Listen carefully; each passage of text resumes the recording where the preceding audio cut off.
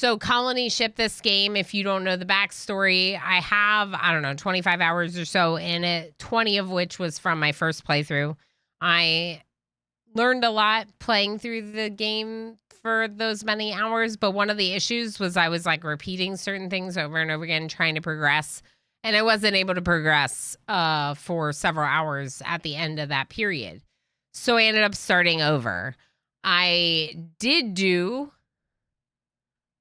Underdog Captain for that playthrough, and if you want to see the beginning of it, I have some curated special videos, first look videos on my YouTube channel.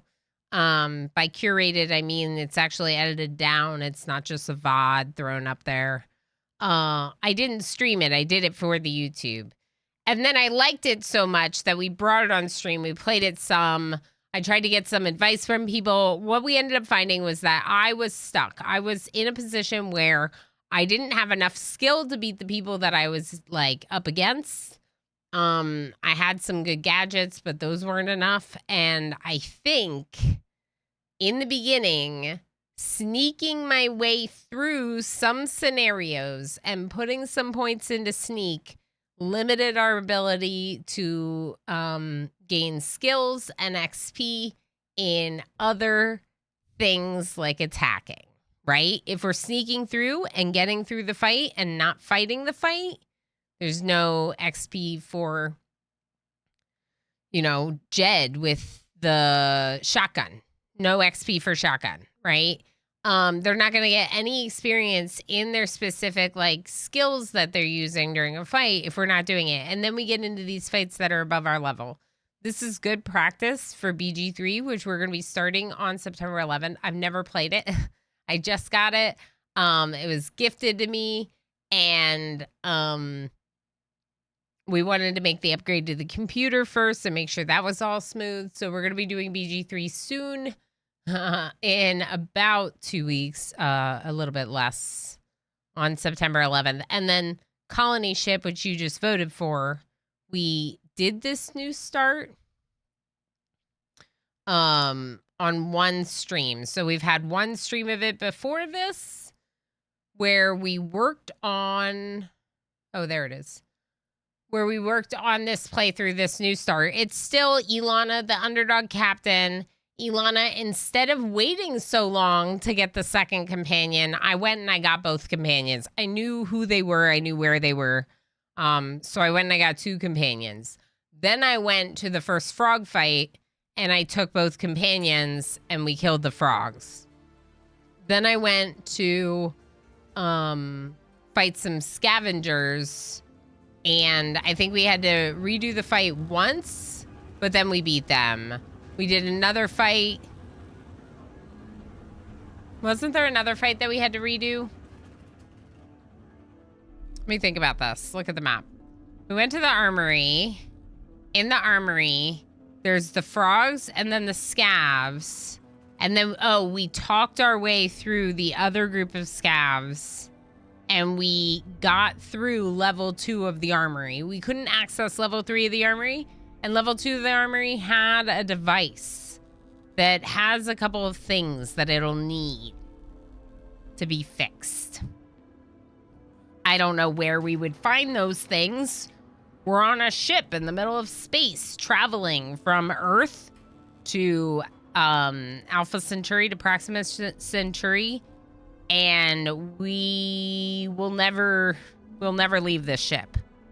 Our characters are stuck on the ship for the entirety of their lives. So they're just trying to make the best of it. The situation is a little grim as they live in this area called the Pit, and the Pit is crappy. It's a crappy place to live, but they are free. But they're like kind of not really free because there's a couple of different organizations that are trying to hold power over the Pit. The regulators, these people that are housed here, they were hired to be a little bit of a guard service against the Brotherhood. And maybe now they might need to step in, or they may want to step in. Let me see if I can get my journal. Yeah, so they might want to step in, and the guy's name is Braxton that leads the regulators, and he wants us to confront Jonas, who is essentially the leader of everything here.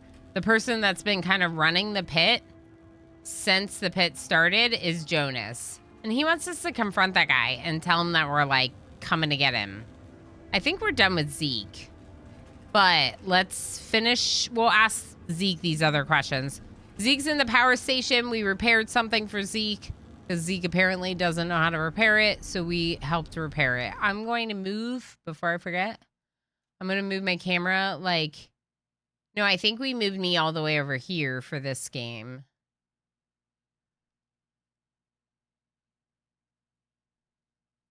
Just because the text tends to all be over here. I think the top left was the best spot, if I'm not mistaken. Welcome back, Darl. Out for some air, inquires Zeke, which is funny because we were just talking to him. You mentioned power problems? The generator produces plenty of power, but the OS has a bunch of exotic safeguards. Every parameter and input is dictated by the big plan for the colony. So every time I try to make a change, the OS throws a fit.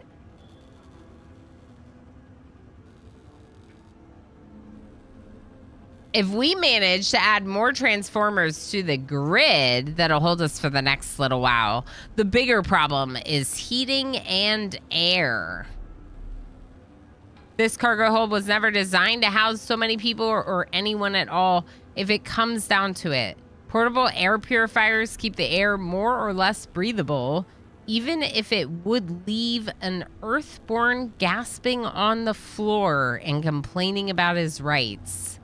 Oh my gosh. But that's only a temporary solution. We need to fix the old purifier to set us up for good. Then there are the defenses to worry about.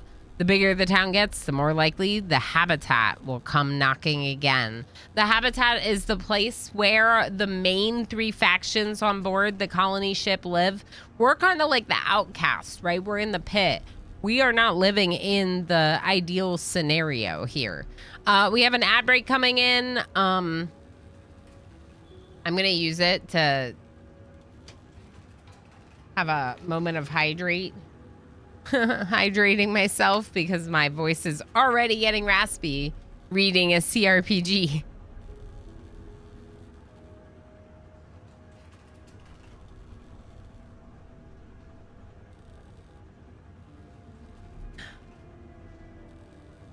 Oh yeah, there's a max wager.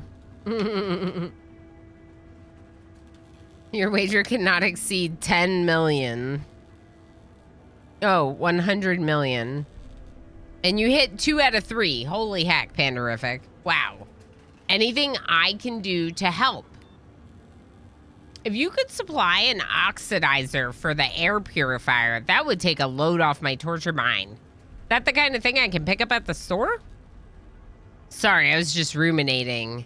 The towers over in hydroponics must have one, or at least they did at some point. Best check there first. Got it. Okay, so we just got something else we can do, aka we can check hydroponics, which we haven't gone to yet. We can check hydroponics for something decent. Can we go down here? We can. Can we talk to them or do anything down here? No. Then why can we go down here? That's weird.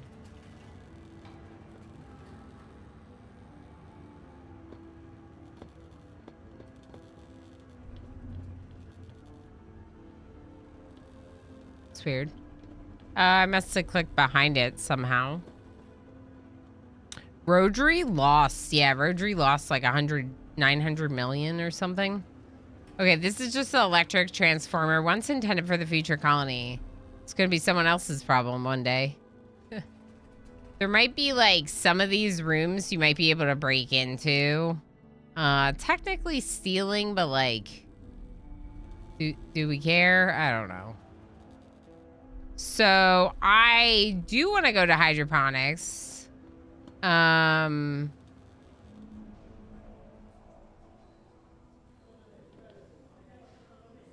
think hydroponics is the next logical move.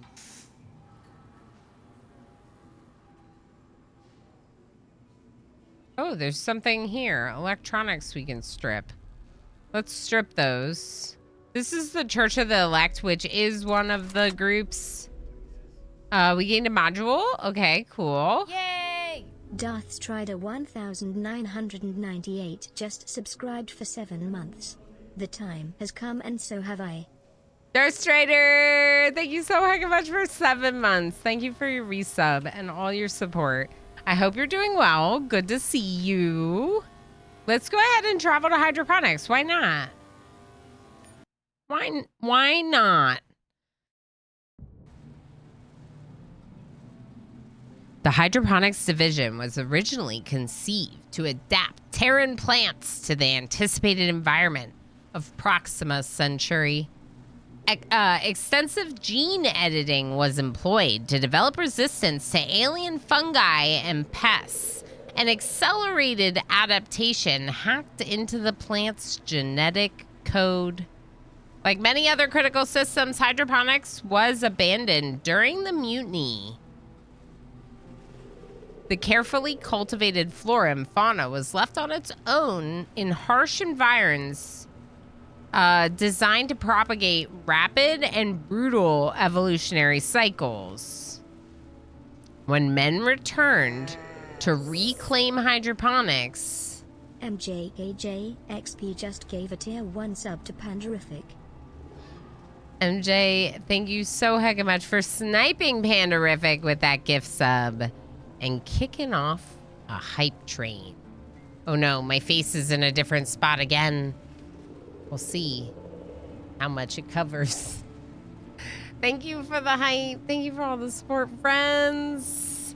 Been so heckin' supportive. I really appreciate it. Pandarific, enjoy the gift sub. Didn't even realize your sub had run out. Yeah, that's fair. Well, it had, and MJ sniped. We do have spin today if anyone hasn't caught on. And Rodri lost 900 million berries, I think. And their position in first. Wild. Okay, so when men returned to reclaim hydroponics, they discovered an environment as wild and hostile as any Earth jungle.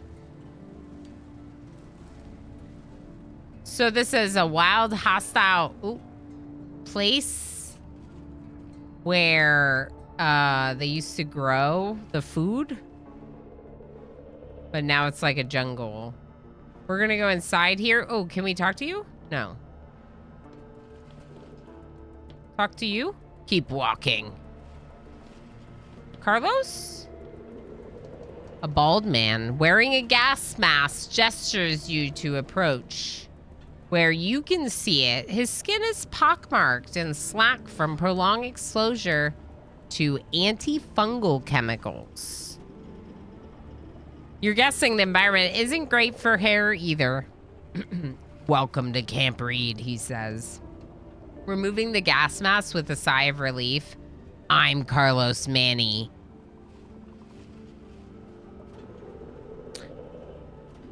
Camp Reed? As in Simon Reed, Carlos says.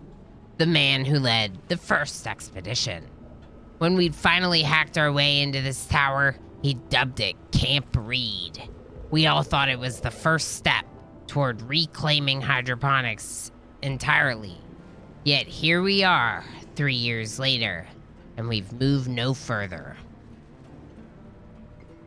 That doesn't sound good. What's holding you back? What happened to Reed? What happened to Reed? He died 3 days after staking his claim, along with the rest of his expedition. Reed had brought some fancy poison that should have killed any kind of fungal threat instantly, and it almost worked.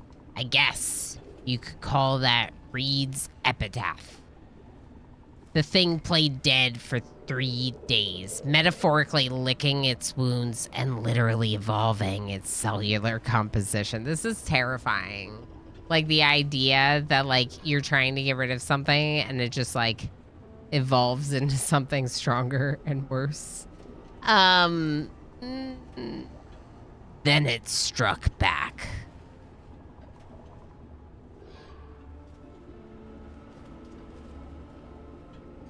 Okay, what's holding you back? Where did this super fungus come from in the first place? Back to business at hand.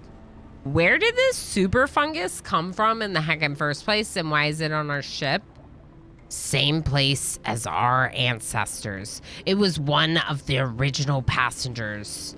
Fungi are very versatile. They have all kinds of useful and dangerous properties. The plan was to wipe out whatever local fungi was grown on Proxima and replace it with our own earthborn varieties to supply our crops with nutrients and protect them from disease, the environment, etc. So they wanted the fungi to wipe out other life forms, and then it decided to evolve and now wants to wipe out them. Basically.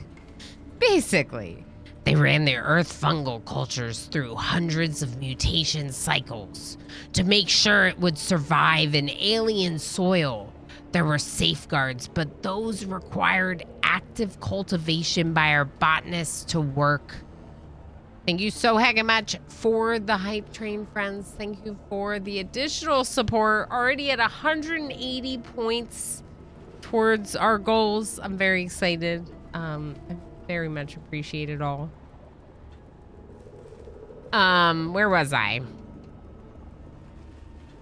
There were safeguards, but those required active cultivation by our botanists to work, and the mutiny threw all that right out the window. Now the fungus is doing what it was designed to do: kill any creature that threatens the plants and decompose the resulting organic matter into nutrients. Wow. So, what are you planning to do? We can't defeat the fungus. It adapts to anything we throw at it, and every time it mutates to counter our efforts, we need to change our protective equipment and protocols, which takes time and costs lives. The other 2 zones are lost, but we're doing our best to hang on to this one. Our newest chemical agents don't attack the fungus directly, but prevent it from spreading here. Stopping it without a direct challenge has been our best strategy so far. A sentient fungus is horrifying. Yeah, exactly, Darrow. Correct. Yeah, it's trying to kill us. Horrible. Awful. Stop it without a direct challenge has been our best. Okay. What's holding you back? Why hasn't it spread beyond hydroponics? Why hasn't it spread beyond hydroponics? There are built-in safeguards, different for each zone. The highest concentration of the fungus is in the red zone. You won't last 10 seconds there. The yellow zone is a bit more hospitable if you have the right gear. This is the green zone, as friendly as it gets. Okay, there has to be a way to kill the fungus. There is, nods Carlos. In the red zone.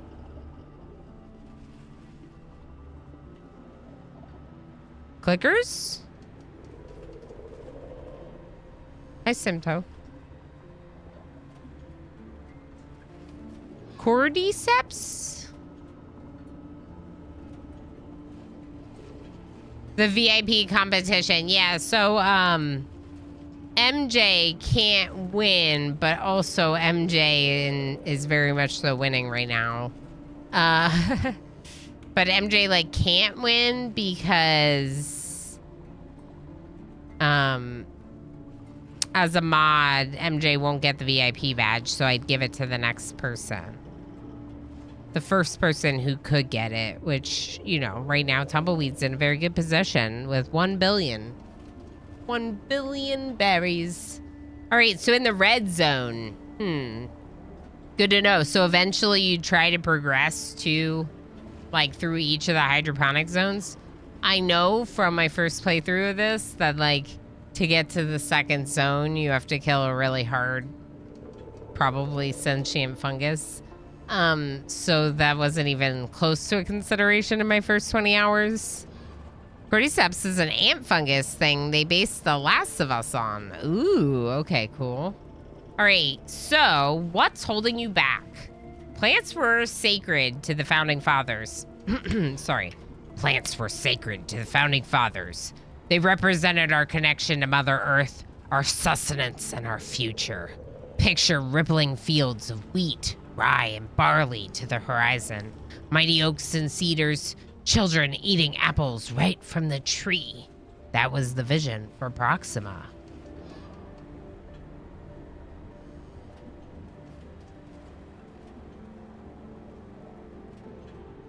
But they didn't anticipate how many seedlings would fail in the ship's simulated environments. And unless they found a way to make those good on those losses, it would be catastrophic.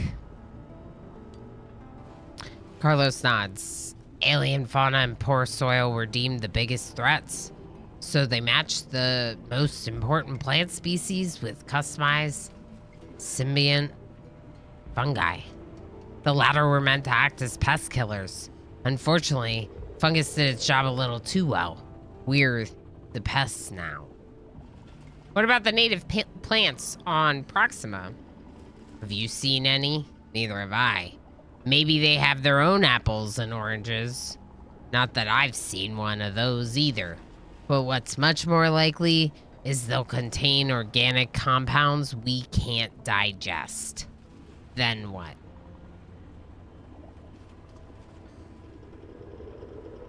This guy doesn't have that much PPE for a guy worried about super fungus. Yeah. Yeah, he has like a breather and that's it. Not even a helmet, just the breather. Back to business at hand. Boone sent me to pick up his algae. There's nothing in stock right now. Bioreactor's down again, so I can't do anything for you until we get it up and running. Of course, if you're willing to lend a hand. Oh, why do I gotta do everything? And Evans, why are you just like picking up your gun, going like, is that Evans or was that me? That might have been me. Am I in the front? I must be in the front. I just picked up my gun and like went like this in front of the guy's face. All right, how can I help? What's a bioreactor? How can I help? We need more parts. Everything in the vicinity has been stripped bare, except... He turns and looks meaningfully at the ruins of Alpha Tower. Once, the hydroponics towers all stretched from floor to ceiling. While the lower section of Alpha Tower was destroyed during the mutiny, the upper half of the tower still clings stubbornly to the ceiling like a big metal stalactite. An ancient and not especially trustworthy looking walkway connects the stub to a nearby tower. You want to talk about stuff that would scare me? That walkway would scare me. I'm not walking on a walkway at the top of a tower to a hanging stalactite metal building. I'm not doing that. But this Ilana is, because this Ilana is brave. I'll give it a shot, but don't hold your breath. Do you have any work that doesn't require acrobatics? It's a good question. Well, we do have a dispute with a fella named Morgan. Carlos says reluctantly, we hired him and his crew to clear one of the towers from wildlife, but now they're refusing to hand it over. I assume all options are on the table. That's like me asking if I can kill them, right? That's what I clicked last time. I feel like the nicer answer is I'll see what I can do. But like, what if I accidentally kill them? Trader? We don't get any visitors, says the man, looking at you with interest. Thinking of joining? That's a nice mask you've got there. I had it custom made, the trader says with pride. Too bad. Or master trader. I can't click on this, I don't think. Too bad. What can I get you? Browse the wares? What do you mean accidentally kill them? I thought you were mostly doing that on purpose. Oh, I am. I am, for sure. No, you're right, Hendy. For sure. When we can't talk our way through a scenario, we kill them. And in this scenario, I'm pretty sure we're going to have to kill them because if you, you might recall that fight. It's the fight that it's like people and frogs inside a building. And it was pretty tough, but I'm pretty sure we have to do it. Now, what is this? Zen stimulant. This LSD derivative will put your mind in a state of impervious sanctity, which will make all attempts to alter or control your currently unreachable mind an exercise in futility. Not fertility, futility. Side effects include paranoia, anxiety, and disorientation. So, neural resistance. So it would resist the... Osiris 1982 has arrived. Everyone say hello. Osiris, hi. It would resist the effect of the hypnosis frogs. That could be nice to buy. Ooh. Ooh, better boots. These are good too. Resistance toxic 50% hazmat. Okay, can I sell stuff? Maybe? What am I selling? The boots for $2? Sure.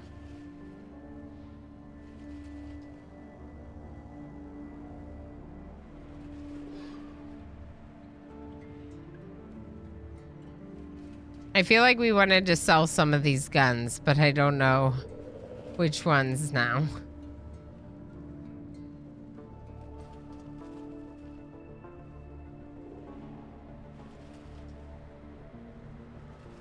The tactical vest is really nice, but it's also like -5 armor handling.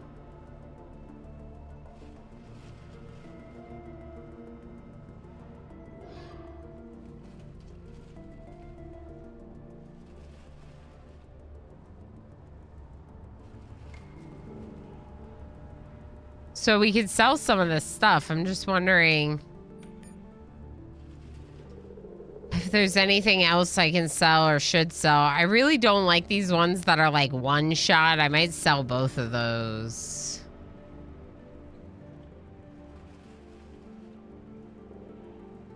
Ilana, I was wondering who this emo kitty was on my screen. It's me. I'm the emo kitty. It's me. It's definitely me. How are you doing? What's going on? Did you like fall asleep or something? I hope you enjoyed your lurks. Hope all is well. We're looking at what we're selling here. I'm trying to decide what to sell. I feel like I don't need multiple of these. I don't know. The toothpick wasn't as good. The only thing that's better is the penetration. Everything else is like worse than the knife.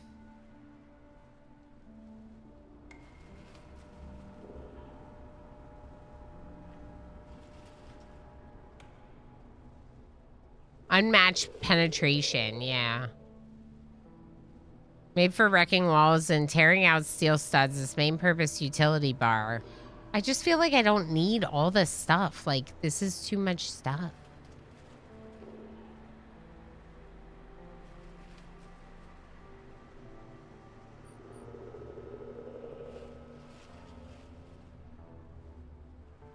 I wish I knew what people were equipped with right now. You just got back from school. Very nice. Very nice. Welcome back, like I said.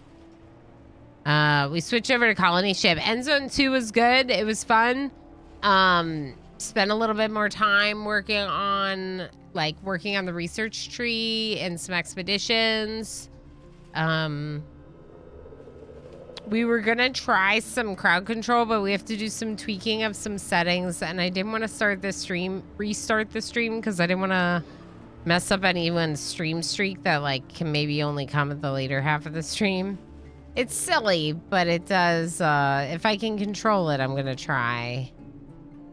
These are both -2 armor handling, 232 for projectile melee and energy, and 223. Scrapper coat versus traveler coats.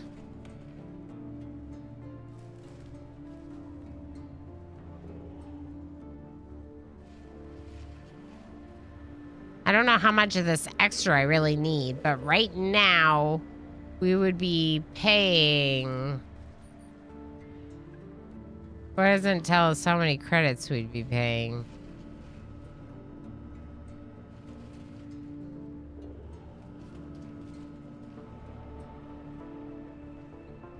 Oh, it's saying how many we'll have left. Really?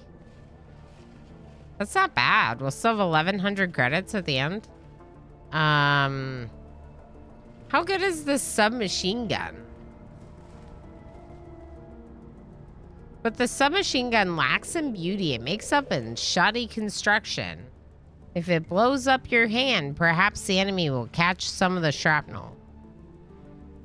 Wow. Osiris, thank you so much for the 20 stream watch streak. See, I might have messed that up. I might have messed that up if I restarted the stream earlier. See? See? Osiris, thank you for spending so much time here that you are streaking. I appreciate you doing the streaky streaks and just being you. I appreciate it.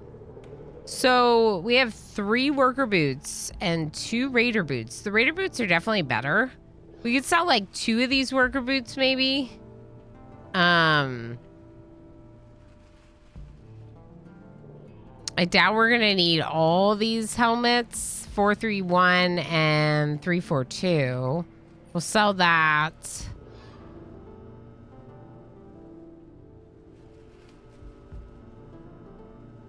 I feel like this is a lot of guns to just be carrying around. But it can be nice for being able to change the ammo.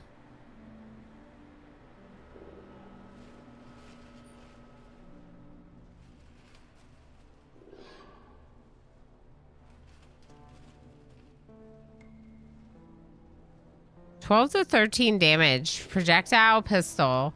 5 AP costs. Effective range 6. 4, 2, and 5 on accuracy, critical chance, and penetration. 10% stagger. 10% stagger is pretty good. It's 25 on a shotgun, but it's only 5% on old Betsy, for example.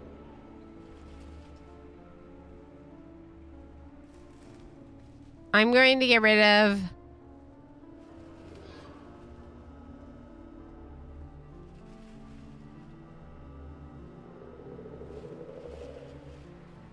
the camp knife.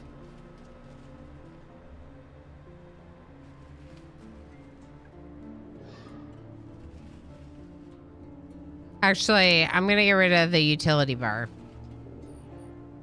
And trade? Maybe I should get the goggles too. Let's look at what we have first. All right, so characters. We got a new breather. Evans doesn't have anything on, so Evans would obviously be the best person for the breather, probably. I'm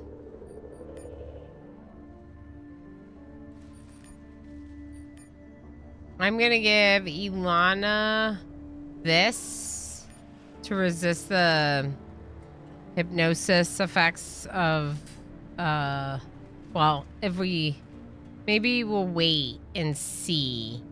Wait until we're actually fighting specifically the frogs that have that before we swap it into our inventory slot.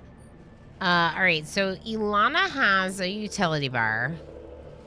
Jed has the better one, which is the gear mace. Evans doesn't even have a melee weapon. So we could switch Evans' bulldog pistol. I kind of liked... I don't know. The effective range is not that different. 5 and a 4.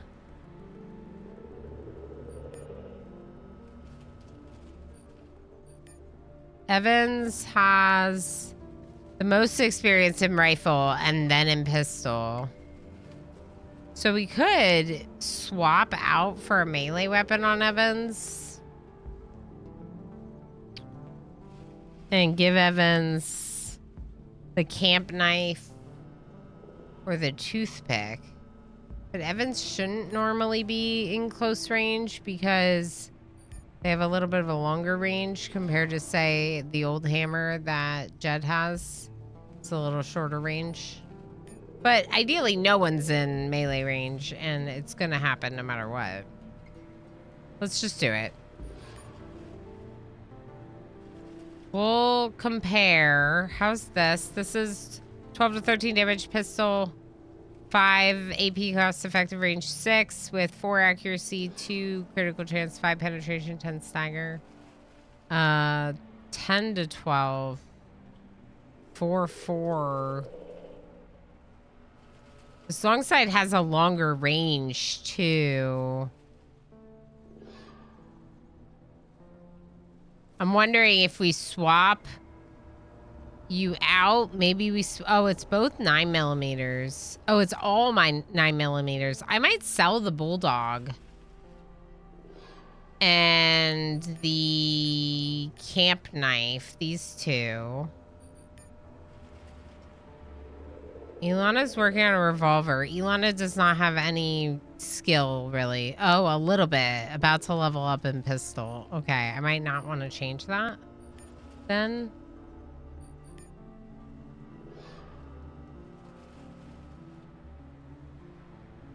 Is this one better? The long sight has higher damage and higher effective range. It also has a higher AP cost, so it costs more. It only holds 3 ammo, but the cost to reload is cheaper then. And then it's 4, 2, 5, and 10%. The only difference is the rounder gets more reaction. Reaction is nice. But I feel like the long slide's better.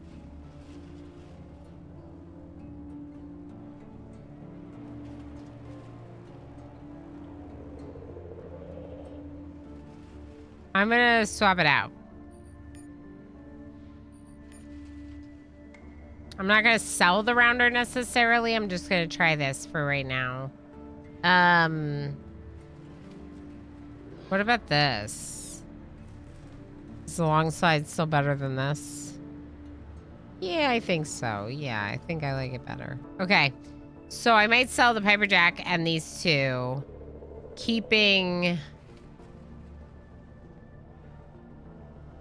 the rounder? Yeah, I'll keep the rounder.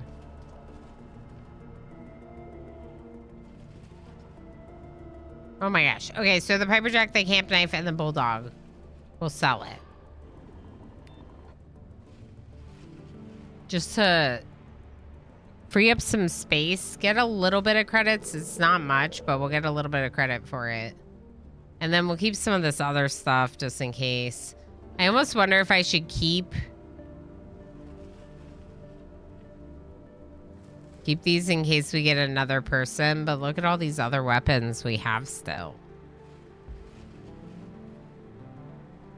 Yeah, that's fine. Okay. Is there anything else here? No. There's a medical machine here.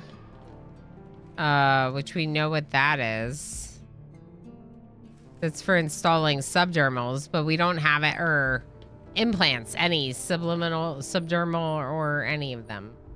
Why does it say subliminal? Oh, because this one was the subdermal. That's why. It's like, isn't it subdermal? Okay, so in here you can sneak. Here you can try to sneak and steal, but we're not doing a sneaky run. Maybe it's just the elevator? It might just be the elevator. Okay. First floor, storage. Second floor, cultivation lab. Third floor, living quarters. We're in the third floor, so let's go to second floor. And this one, you can talk to this person right here. A woman inspects a test tube with green algae and frowns, making a quick note in her data pad. Any problems? The toxicity is well within acceptable parameters, but we keep an eye on it just in case. Can't be too careful with the AA strains. She gives you a quick smile as if to reassure you that everything is under control. The AA strains, did you grow anything else besides algae? You seem to be handy with computers. Anything you can teach me? The AA strains? Accelerated adaptation. In plain language, it means that new traits develop almost instantly. Ooh. Weeks for, that kind of makes sense because I was wondering why they, like, fungi, like, evolved so rapidly. It didn't seem normal. So this is why. Weeks for unicellular organisms like green algae, and years for more complex organisms. Decades for humans. Evolution on steroids. So, we played God? We don't know what awaits us at the end of our journey. We know that Proxima is mostly arid, but that doesn't tell us much. Some arid lands on old Earth are arable, others are long dead. We only will have to fight a war for survival, a war for our food supplies, and we'll need the right weapons to win it. What if the soil's too acidic? The soil's nutrient content too low? Contaminated water? Invasive pests? It's sounding like End Zone, right? We can't waste precious time trying to solve these problems while our crops are dying, when we can do it in simulated scenarios during this voyage. What's with all the frogs in the area? Frogs are a keystone species, explains the woman, and they excel at pest control. That's why they were chosen for the program, along with the others. Of course, evolution doesn't work on demand, so many experiments had failed one way or another, but all we needed was a few champions to secure a foothold in Proxima's ecosystem, and now we have them. If they don't eat us before we get there. Fortunately, they aren't hunters. A crop guardian won't be much use if it intends to wander off and look for prey elsewhere. So they're not hunters. They stay where they are. They aren't looking for people to attack, the frogs, but they will attack if you, like, come into their bubble, right? Gamer playing Lob, MJ, Osiris, and Reza. Good going. Very nice heist. It was a complete success. We have all the berries. You seem to be handy with computers. Can you teach me anything? I could use a break, and I could definitely use some money, she says pointedly. 200 credits per lesson. Yeah, I'm gonna do it. On me. I'm the computer person. Okay, now I'm up to level 3? Maybe? Or halfway to level 3? I wish it was more, but it says, Marianne pulls out a small data pad. The software is old and hasn't been updated since we left Earth. It's a miracle it's still running. Let me show you how to handle the most common problems. Miriam shares some insights into computers and operating systems. Mankind's ancient enemy. The lesson would be for someone else. So we're just going to take it for Ilana. And then we're going to go down the elevator and go to the first floor storage. Is there anything here? No. Is this the game where I press alt? This might be the game where I press alt. All right, let's go through the doors.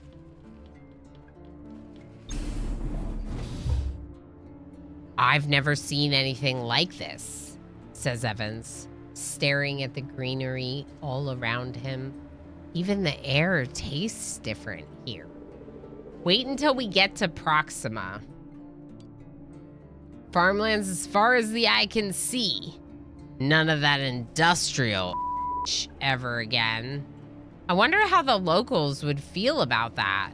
No Terran would be too happy about alien plants springing up all over Earth. Not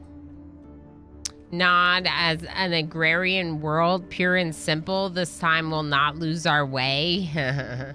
We won't get far without a strong industrial base. I'm gonna say the first one. I wonder how the locals will feel about it. No Terran would be too happy about alien plants springing up all over Earth. What choice do we have? Asked Jed. It's not like we can turn the ship around and go back now. So like it or not, they'll have to share. We'd have to be very diplomatic about it. They might lack the wisdom to see it this way. And if they don't, that's a hard one. I feel like we have to be diplomatic about it. But like, what if they don't? If they don't want to get along with us, what are we going to do? I don't think we can turn the ship around, right? It's a complex question. I think given the type of role that we're taking with our underdog captain, who's supposed to be kind of like a good go-getter, not trying to be too much of a bad guy, I'm going to say we'd have to be very diplomatic about it. That's our defining trait, grins Jed. Why do I feel like he's not being... Right? That's like sarcasm or something. Poor bastards won't know what hit them. Let's get going. We wasted enough time already. We wanted to talk. Okay, so couple options. Over here is the chat with the people that are holding up in that facility. Over here are some frogs. I say we try to fight these frogs. I say we quick save and try to fight these frogs. Spot some frogs up ahead. It's killing time!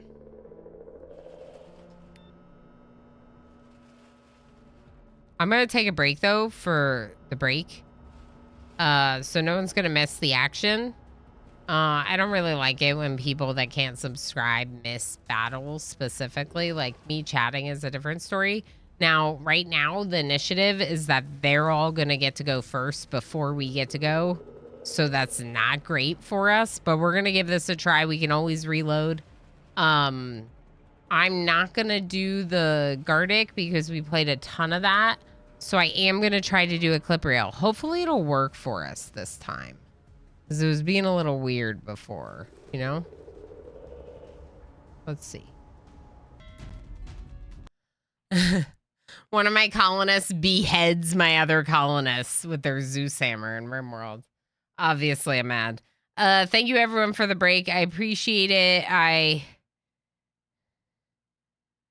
Okay. If you don't know, at the top of chat, there's like a little Instagram picture of the kittens. The kittens are not here right now, but they're super heckin' adorable. Please let me rate in chat. Are you not gonna let me? There we go. And so I made the Instagram picture a little emote, follower emote over on my cuddle. It's them, but they're refusing to be here with us. All right. Yes, welcome back to you too. Thank you for being here. Let's go ahead and get started. We move our people into position. Now, the biggest thing with like... The spitter's gonna probably spit at whoever's in front. Evans has their shield on their vest, their chest, their vest has like a shield. It's already active, it looks like. Ilana has a distortion field. But it only lasts a couple turns. So we might want to wait to activate it? I don't know. Let's just try this. I'm hoping that they attack the shield, basically. but they missed with the first attack, and Evan's got a reaction with their knife. Look at that. 2 reactions with that knife. Damage resistance, but they're still poisoned and blinded. Evans is temporarily blinded. Unfortunately, Evans does not have the best optical protection. He has like a thing that helps increase his aiming, so it's not very good optical protection. But here we are. Evans has 42% on this shot. We could try aiming at maybe a weak point. That's 9 AP. That would still leave us with 5. The main regular shot is 6 AP. Maybe we do something like aim at the... Maybe we... 12 AP for this. No. Just thinking we could do 6 AP twice. The melee weapon is a 5 AP attack. So we could shoot at the weak point and then do a melee attack. Let's do that. Shoot at this one at their weak point. Good. 11 damage. Heck yes. Then switch to your stabby, the toothpick, and toothpick the bullfrog that's in front of you. You missed. It's Evan's first day as a melee fighter. So your enemies are toads, not just frogs. So there are these plants and frogs that have mutated and become they're not aggressive, but they will attack people if the people come into their area, which is kind of the story we were reading in the hydroponics building with those people. There are also people that are like scavengers and other like gangs that will just attack you. There are people that will be hostile. And for example, this other quest, deal with the scabs, this one, those people will be hostile. Like that'll be a confrontation with other people. But there's a lot of friendly people and people that you can do work for. And sometimes that work involves like attacking people or whatever. There is an achievement though, which I find intriguing. There's a pacifist achievement. So like a non-violent achievement, like to play the game through without fighting at all. Okay.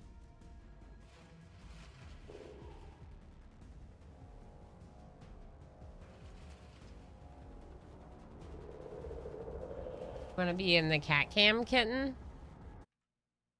Worst part about this game is that it has edge scrolling. No? You don't want to stay in the cat cam? Why don't you go here and then you can just sit in the cat cam? All right, we can play video games like this, right? Okay. Ilana, it is your turn. You have 15 AP, 15 action points. Your attack costs 5 regular shot. We could also aim at a weak point for 8 AP that increases the accuracy a little bit to 37, which means it's already really bad. Is that because we're too close? Let's look. So if I hit Alt, we get details on the attack. It says base 50%, perception 12, weapon 4, attack 5, evasion negative 34%. So it doesn't have to do with the range. I was wondering if it had to do with the range, but it doesn't. The reason we're fighting frogs right now is 1, because they're like a really good introductory fight and I'm trying to get experience before we go and fight those people. And 2, they're in the way. They're in the way, right? It's either fight or try to sneak past them. The first time I played through, I tried to sneak past. I was successful, but then I missed out on the fighting XP. And this time around, I'm not doing any stealth. I'm going to focus on diplomacy first, combat second. And then obviously exploration. And I'm not going to do any stealth in order to try not to lose any XP to it. All right, cat.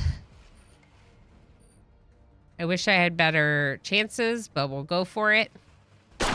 Missed. Cool. Okay, aimed at the weak point you can't do, so let's take a regular shot. Also missed. Cool. I could do the distortion field. They're not really attacking Ilana right now. We'll see. Maybe we'll just leave it for evasion. Now, yeah, Jed should have good attack at this short range. 91% aimed at the weak point. Can we still do one regular attack after that? No. We could only do the snapshot because it would be 5 more AP. I'm wondering if we do the burst instead. We have pretty good accuracy, 61%, and he'll get 3 shots off. I'm gonna try it. Oh! Okay, so 2 of them were grazes and took 3 damage, but one of them was a 10 proper hit, and it staggered the bullfrog. So now the bullfrog is staggered. Now Evans is also a little bit messed up, but that's probably gonna be it for your turn. Reload costs 4 AP. Yeah. End turn, take the couple evasion points. Okay, the damage was resisted because of the shield. The shield is resisting it, but the shield is taking the damage instead. So the shield will disappear and go on cooldown as soon as it goes through all that damage. But it's better than us taking the damage. Okay. Evans.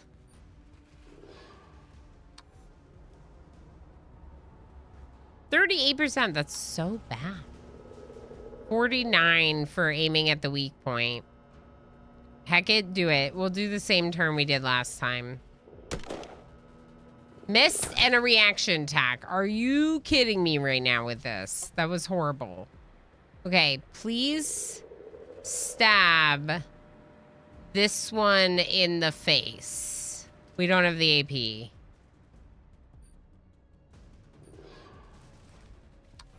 Try to fast attack. It's going to reduce our accuracy, which is not good. But I'm going to try anyway. Oh, you got 3 damage. Okay, that's better than I had anticipated. All right, so Ilana, please. Hi, Damon. What's wrong? He's just crying. He's just crying. Chaos is on my lap. Damon's at the top of the stairs just crying. Okay, you have 1 bullet, and then you're going to have to reload for 3 AP. So we could spend 8 AP action points on aiming at the weak point, and then 3 for reloading. Brings us to 11. Then you could do a snapshot. That's not as good. Maybe we'll aim at your legs so we can do a regular shot. Let's do it. All right. This, are you okay? Okay, aim at the legs. It said this attack won't work on the bullfrog. There we go. Aim at the legs works. They're crippled. Cool. Reload. Now go regular shot for 5 AP and kill this bullfrog. You missed.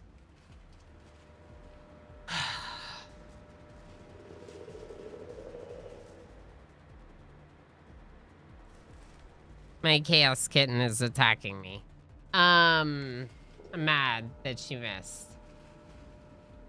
The XCOM is real tonight. This game is like that. So you have 2 difficulties when you play this game. One is called Underdog and one is called Hero.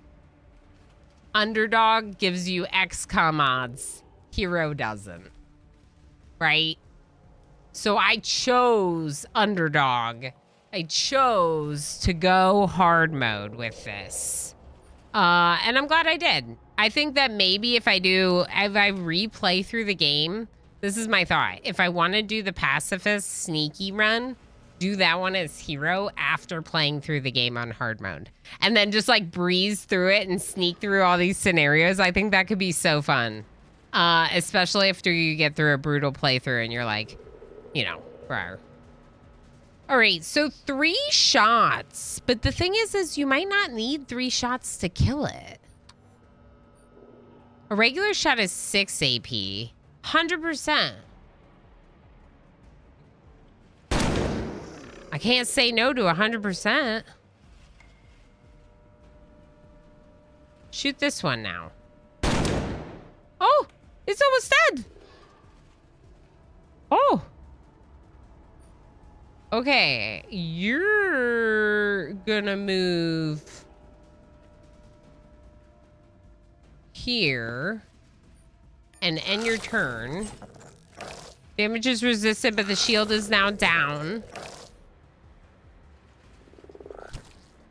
They missed, the spitter missed, and the spitter missed. Okay, Evans is getting to be in rougher shape. Evans, we're gonna try to have you back up and switch to your gun and aim at the weak point and kill this one. Oh, you missed. That's horrible. Evans, I'm mad at you. Ilana, use your distortion field and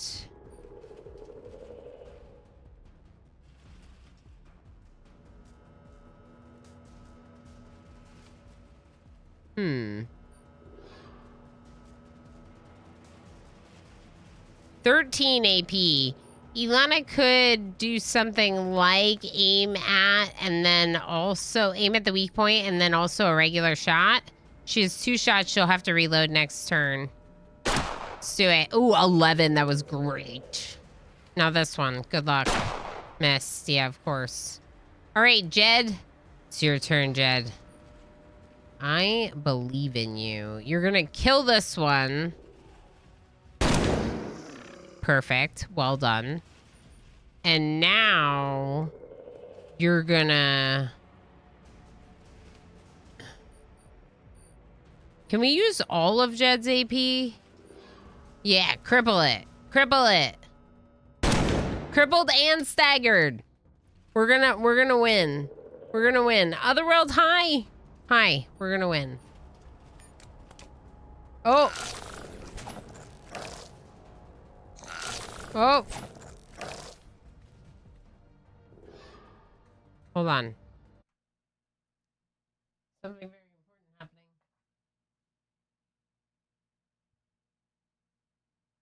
There's a chaos kitten in a box. Gonna win? Good. Came to the right stream then. Yeah. Sometimes we win, you know? All right. So there's this one here. Jed. Go ahead and aim at the weak point. Take the extra accuracy. Critical done. Good job. Freaking Evans. Their name is Evans, not Jed. You did it. You did it. First try. First try.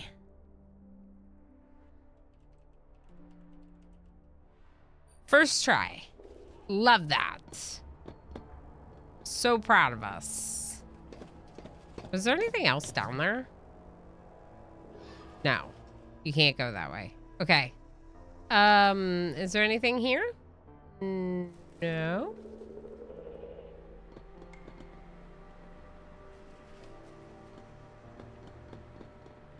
There's something here. Computers 2, move the greenhouse unit. We can do that. Awakened from its ancient slumber, the OS retrieves the greenhouse unit for reseeding. Also, the cats. Damon's here now. Damon's here now.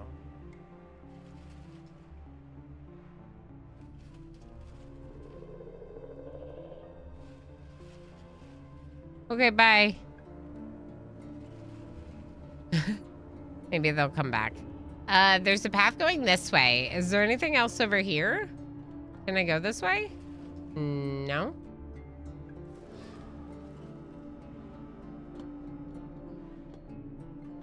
Oh. Oh. Wait.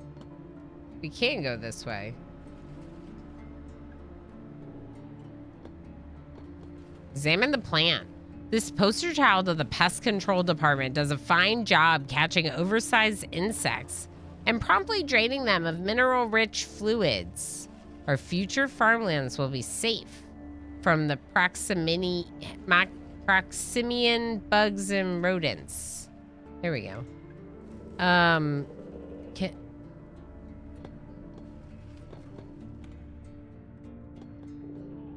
feel like I wouldn't be able to walk here if I couldn't walk here. Yeah. Oh, there's definitely stuff here. Scores of horizontal greenhouse modules cover the walls of this chamber in a colossal honeycomb.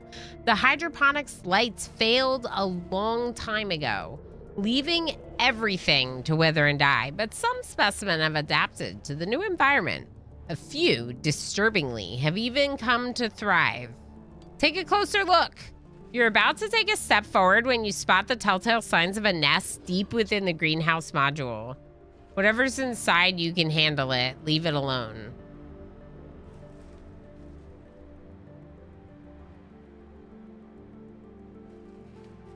Can we handle it, chat?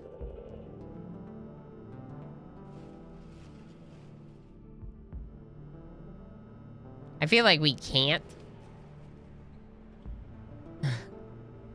But I kind of want to see.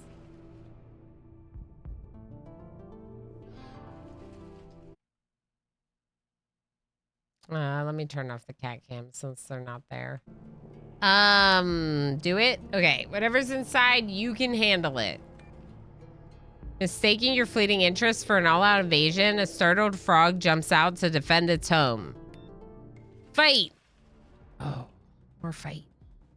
More fight. Ilana, go here. Evans, go here. Start combat. Ilana's crippled. Ilana's almost dying. You're only making me angry. Okay.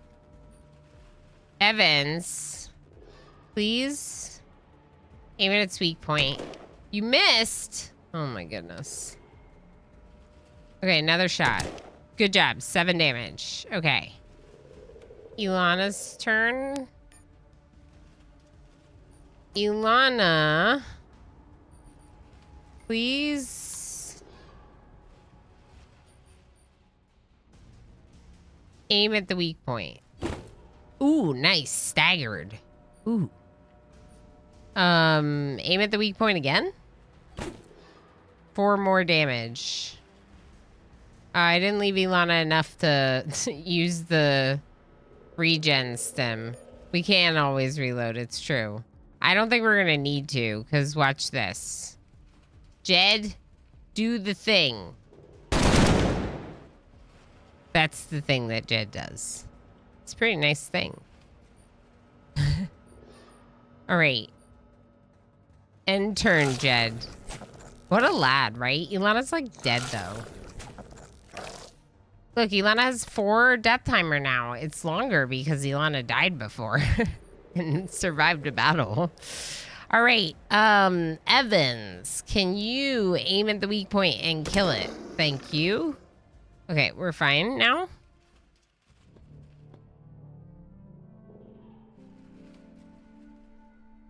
"16 shotgun shells. Woohoo! Very nice. Oh, I'm in some other building. What's this?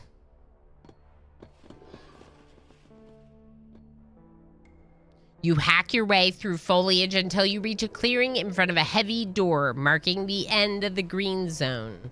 Your arrival catches the attention of a large, star-shaped mound of mutated flesh.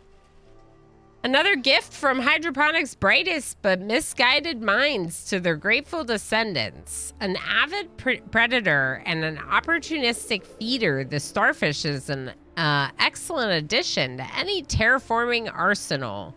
Of course, it's much easier to appreciate its eagerness to devour pests when you're a scientist behind thick glass than when you're the pest. So maybe you should run while you still can. I'm gonna run because this is to get into the next zone, which means it's the hardest battle out of all of them here. But there's something we didn't do over here. Also, was there anything else over here? Yeah, there was another path this way. Oh, this is the really hard frog battle. Okay, we're fine. We don't need to go fight that. Let's go in here. Okay. There's a body over here. Remember that much. Motor cortex appears to be in good condition, but it must be extracted by our biotech expert. Jed skillfully removes the motor cortex from the body. I think, if we're not mistaken, Evans wouldn't mind a motor cortex, right? It said that on Evans that he would be willing to accept that upgrade. It's a research terminal, old and damaged, like everything else around here. Most likely it's long gone, but you never know. Let's see if we can fix it. Success! You remove damaged parts that no longer respond, like a battlefield surgeon, chopping limbs and intestines. What's left isn't pretty and barely functional, but it will live for now. MJ, welcome back home. Predictably, the Awakened OS has a bit of a problem. Killadrix, hello. Hi, how was stream? Hi. Ooh, Kenshi, very nice. Sure, no problem. I totally get it. Thank you so much for the raid. Killadrix has the raid and run. I get it. I also am a parent with a little one. I hope you have a good time doing whatever you gotta do. Raiders, hi. If you do not know me, I'm Ilana Rema. I am a Rimworld Plus streamer, which means I play a lot of Heckin' Rimworld, much like our friend Killadrix. Killadrix also plays a lot of Kenshi. If you aren't familiar, y'all should definitely make sure you're following Killadrix. I need to end stream. Ilana, inner voice, keep playing. Keep playing. Yeah, that's what I do. Dizzy Pixie back, but also on the raid. Double condensing your 2 tabs into 1, maybe. And we got DigiGuy, welcome back. Thanks for coming in, Raiders. I hope you had a good stream. I'm sure you did because you were hanging out with Killadrix. We're playing Colony Ship today. Colony Ship is a CRPG, a post-Earth role-playing game. Kind of like, someone described it, and I really like this description. Someone described it as Fallout meets, actually, I think it was someone from Killadrix's chat. Fallout meets Baldur's Gate, and I thought that was interesting. It's like a post-apocalyptic kind of world in the fact that we're on a colony ship after a mutiny has occurred, and the people don't really, at least we don't, have access to, you know, certain quality of life things, certain standards of living. We live in a pit, a warehouse section below the ship, because we chose not to follow any of the 3 major factions. There's like politics involved on the ship. There's a lot of story. Our decisions do matter. They do influence our the way we're perceived, and it does have turn-based tactics, which we're really enjoying. I've been enjoying getting more into turn-based tactics games, and this game has, with the underdog difficulty, it's kind of like XCOM. It's kind of like brutal at times. I'm on my 2nd playthrough because we are working on some more XP in fighting, so that way when we get to the bigger battles, we're better. That way we will have more skills. Because I did get a little bit stuck previously. Drunk Kraken, good to see you again. Killa just dropped us off at the Ilana daycare. This is an interesting daycare, all right. It's a cat person in a cat onesie with kittens. sometimes. And I'm playing a sad and interesting and hard game. We are in the hydroponics section of the ship. Hydroponics once was the place where they were growing lots of food for the people on the colony ship. This colony ship is going from Earth to Proxima Centauri. They were planning on establishing, it was like a religious group planning on establishing a new settlement where their belief system kind of was in charge or whatever. And so there's 3 factions. There's a brotherhood that wants to change the mission. There's protectors that want to stick to the original mission. And there's the Church of the Elect, who are people that really just want to follow their belief system. By being in the pit, that means we're not associated with any of those factions, but it is an important bit of backstory on what's going on as I keep reading through things. In hydroponics, we've been tasked with two different quests. One is to explore the Alpha Tower, and 2 is to get rid of some scavengers that are holding up, they're sitting in one of the towers. They're not letting anyone else in, that kind of thing. So we're supposed to kick them out, and we're also supposed to investigate Alpha Tower. Right now, we're close to Alpha Tower. I know because I did investigate this in my first playthrough. But of course, I have to proceed through those steps. And Kitten! Kitten! Hi! Hi. Oh. He's always meowing. Okay, gamer playing, congrats on your successful heist. This says you remove damaged parts that no longer respond like a battlefield surgeon chopping limbs and intestines. What's left isn't pretty and barely functional, but it will live for now. Predictably, the Awakened OS has a bit of a problem with your handiwork. It's stuck on the boot screen. So we're trying to work this like control panel. We don't know what any of these machines do. We're just going up to them and clicking buttons and trying to see what happens. Give it a push. Why not? Failure. Looks like it's corrupted far beyond recovery. Oh, well. So I need a higher computer skill. I'm only a 3 and I need a 4 to be able to do this. So we'll have to try coming back when we have a higher skill. Yeah, because we'll be able to figure it out then. I don't think there's anything else. It was just the body and the control panel. So let's go back through the opening. And there's another building over here.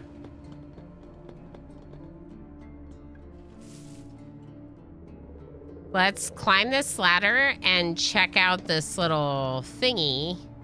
There's a thingy. Might be another way around it. That's what I think, too. Like maybe through this tower, as we were told that the way to get to Alpha Tower was through there was a building that was attached to the ground, and that building has like a walkway across, something like that. So, yeah, we can explore the area and see. A high-tech network of CEA globes controlled environment agriculture. Each globe is designed to act as a contained microbiome, simulating countless combinations of nutrients, acidity, and alkalinity in the soil, temperature, and fungi. Plants require fungi in the soil to survive, so developing fungal strains that would flourish under alien conditions was equally important as cultivating hardy plants. Examine. There's a gun. The plants within are long dead, but one of the compartments in the base of the unit contains an unexpected prize. A worn shredder shotgun. A shotgun?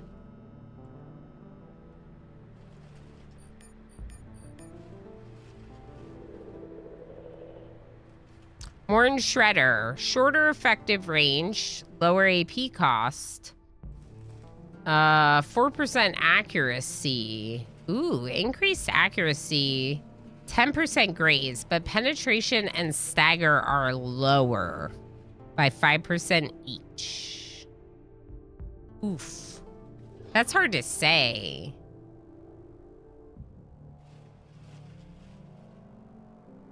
I kind of like Old Hammer. It's got that 4% critical chance. It's got lower graze, but that's okay.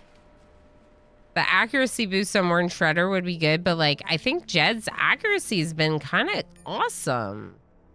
Right? Accuracy +6 from this. Because we gave Ilana Captain. Right? And then Shotgunner gave another 8 accuracy and +1 for each skill level, and he's a 6. So his accuracy in the shotgun is like pretty good, even without the one that has the additional accuracy points. Maybe we'll think about it. I'm not gonna get rid of it right away because it's a good one. It's a good gun. Okay, let's go over here. I think I remember there being something. I'm not sure if we can get across though. But I did start the process of... I thought there was a...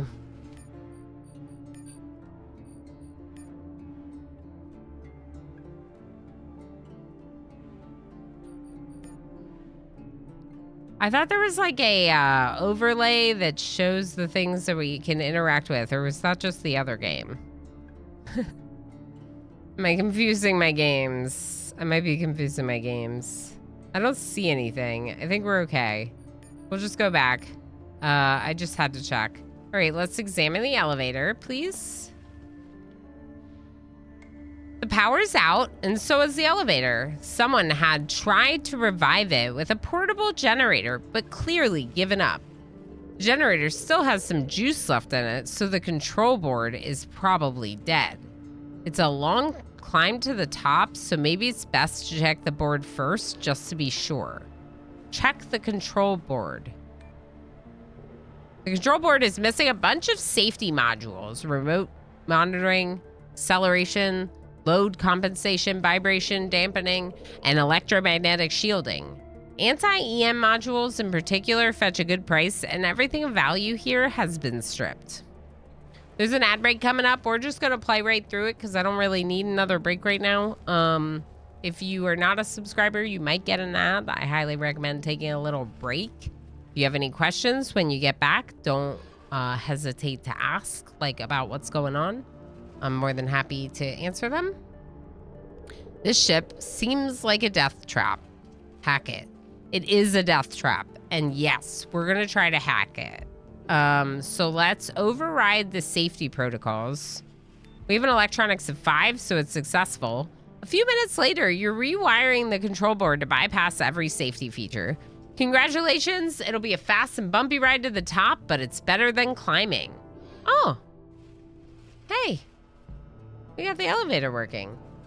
Freed from the safety restraints, the elevator takes off like a rocket. Rusty guide rails screech and groan. Somewhere a metal cable snaps with a loud noise. But instead of plummeting to your death, the elevator goes even faster. It's about to slam into the shaft ceiling, killing you in the process when the emergency stasis field envelops the elevator, halting its inertia and dispersing kinetic energy. Must be your lucky day. We should have climbed. We could have climbed instead of taking a comfy ride.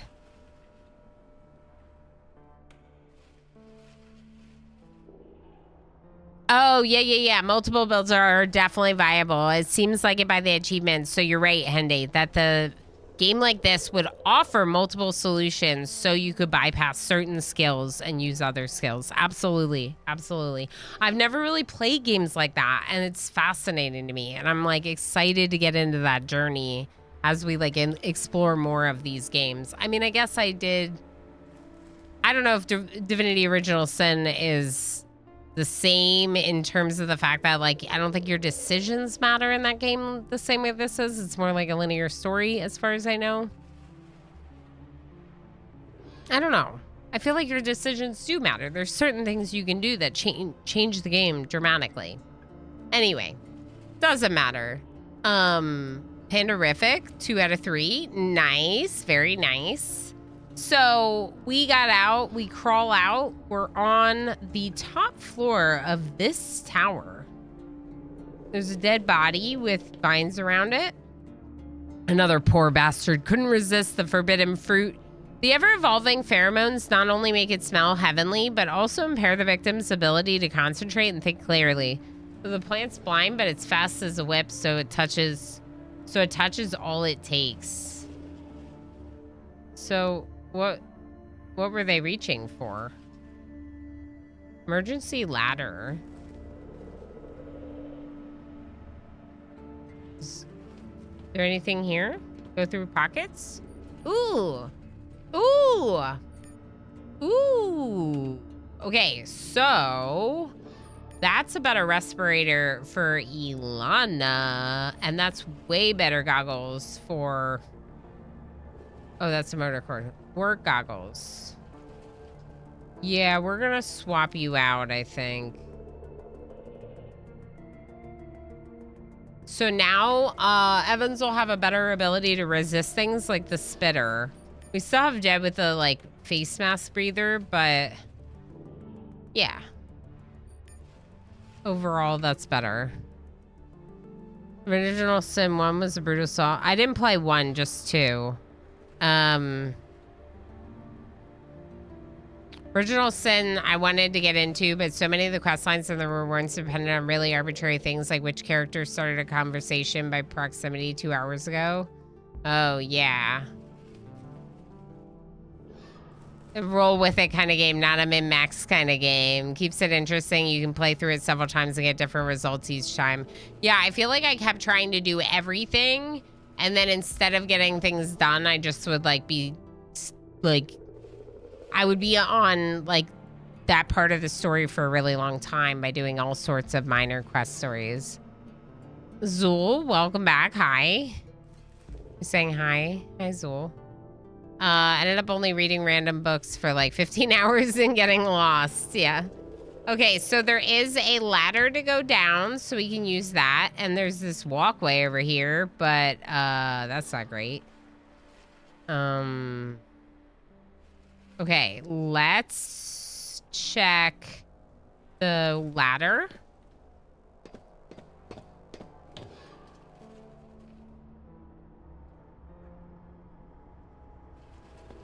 There's a terminal and electronics, remove parts. Is what it says.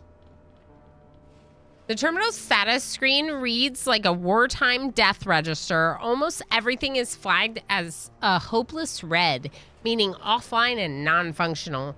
Few items in dubious yellow have a long road between them and systems ready green. But one option catches your attention. The terminal can send the currently docked unit to what's left of Tower 3.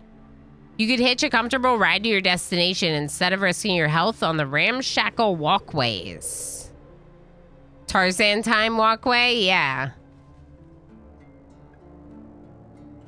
Wandering around is great, though. I kind of like that. Yeah. I enjoyed that. Exploring and looking for things. Limber up these magic fingers and get to work. Computers 3. Success and a little bit more computer experience. Remember that one terminal is a 4.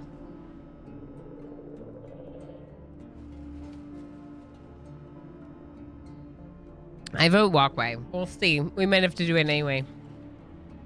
At first, the terminal fussily insists on a confirmation from its long-dead brother in Tower 3. Once you've bypassed that protocol, the terminal informs you that the docked unit is in quarantine. Standard feedback when no inspection report has been filed in over 90 days. Or in this case, well over 100 years. The official solution is to sterilize it, but the maintenance programs are as dead as the founder's dream. You improvised your way around this hiccup by changing the date in the digital timestamp. The final challenge is, thankfully, the easiest. Faking an authorization is barely the work of a dozen keystrokes. You're done. Your chariot awaits. Wow. Can we remove parts from this? We got some electronics parts.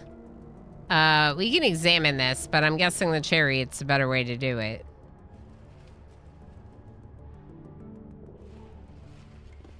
Oh, that was upstairs. Should we go back upstairs to examine it or just use the unit? Let's use the unit. I'm sure it's not a great examination. Oh, we're on the other side. We're on the other side. Okay. Where did we come out? I don't understand where we came out. Emergency ladder. This one doesn't seem to have anything in it. Nothing? Really? That's below, that foliage. That was my biggest complaint, is when I'm up here, you can see the things below and your mouse mouses over them. We'll go up the emergency ladder. I don't see anything here. So we are in the tower that's hanging. If you don't know, we're in the tower that's hanging. We just got across the walkway. This was the Explorer Tower Alpha that we were tasked with. So we are doing one of our quests, which is nice. There's some stuff here. A crate? Ooh, we found a power saw. It uses energy cells. Interesting. I wonder if you need that for something specific. Kind of like the tools in the other game. Like you need certain ones to get through certain areas, right? Maybe something like that. Can we see this machine? There we go.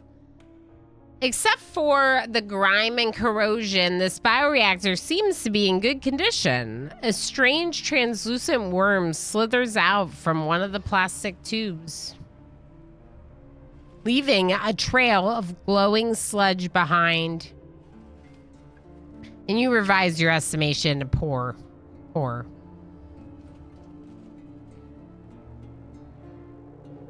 Enjoy your lurk, Otherworld. Thank you for being here. Strip it for parts. They needed bioreactor parts in hydroponics, so this is probably what we needed, and that we can bring it back to them and complete the quest, I'm guessing. You don't know much about bioreactors, but you do know salvage work. Precision parts are always in demand, so you carefully remove every impeller, agitator, and valve you can find. The stirrer motor is dead, but 2 sensors are still clinging to life, which is more than you hoped for. Take the parts and leave. Is there an option to lick the glowing sludge? Sounds like superhero origin. Yeah, how do I become a translucent worm person? Let's do that next. I don't think I can do anything with any of these. Really? Nothing? That's it? Everything's dead?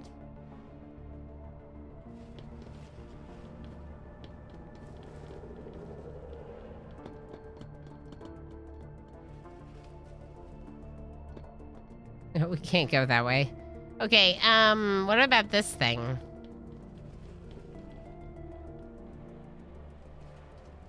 An expressway down. A rope would come in handy here. Secure the rope and slide down. Okay. Oh! Now we're here.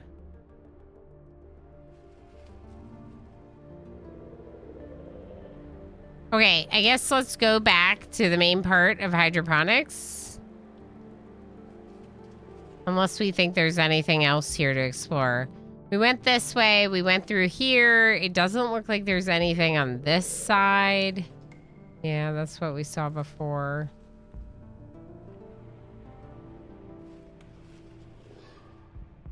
I'm just checking to make sure I'm not missing anything.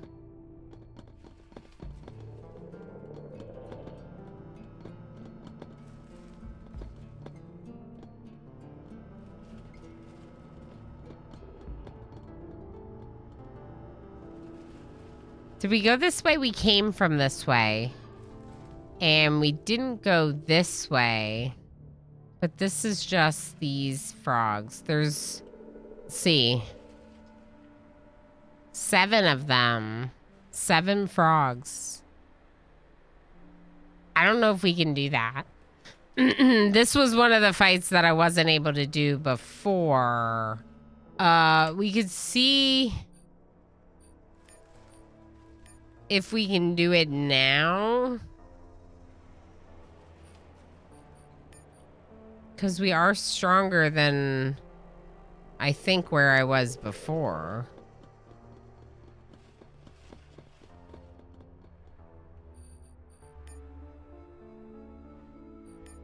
Oh, resave over hydroponics. And it says you reach a large enclosure, only known as simulated environment number 2. It's teeming with life. Colorless slugs, string jellyfish, tiny flies hovering over the surface, and frogs. More frogs than you've ever seen in one place until now. Exterminate. I don't think we can do this, but I want to try, which I know sounds kind of silly. Evans, go here. Ilana, go here. Jed, stay there, I guess. Now, this is where... Oh, this is where we would use... No, that's not what I want to do. Load this one. Okay, this is where I would use this. Okay, let's do it again. Okay. Ilana, go here. Evans, go here. Jed, come here. Grenades, we have a couple.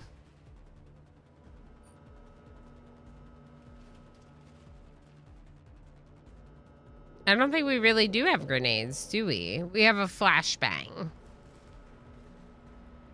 And stasis. That's not what you mean.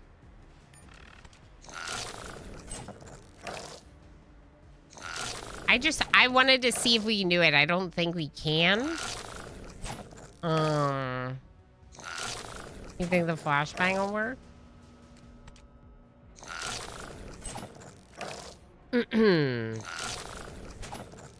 We're just stronger than we were when I tried it before, so I thought I'd take a shot and see how bad off we are.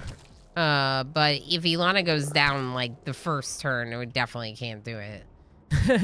All right, so you could aim at the weak point. You could also flashbang them. Optical resistance 000. We can try it.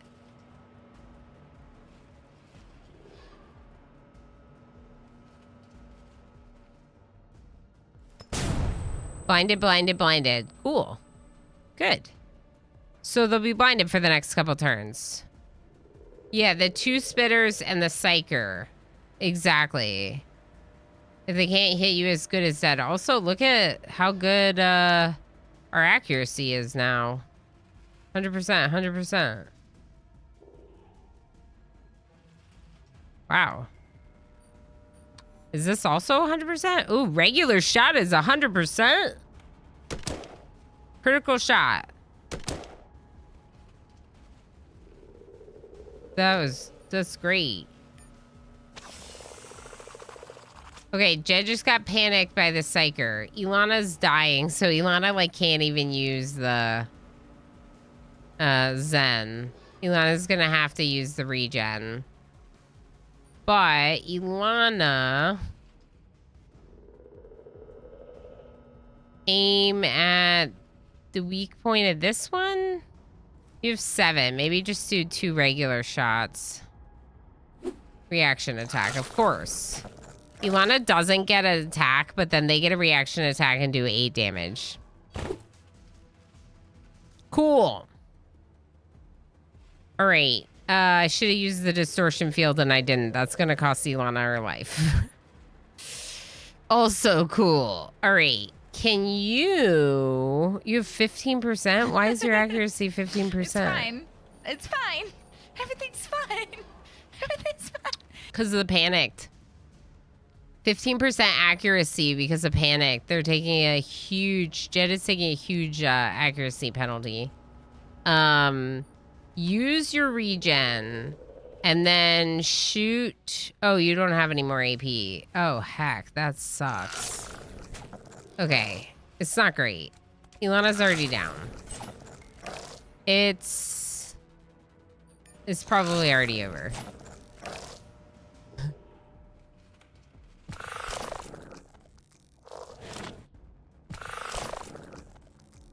It's definitely over.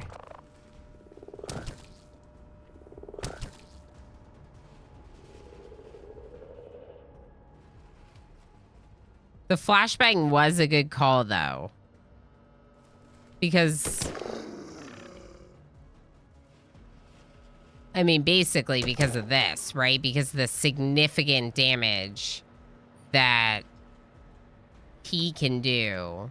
But we're not going to be able to win like this. It's basically like already over. Little slice, a little stabby. Blackkeeper, good evening. Loading up on flashbangs, right? They are expensive, but that was really solid. Definitely gonna want to spend some credits on some more grenades. I think we should just start over because this is like already lost. I want to try doing it again. Load this. And let's do this.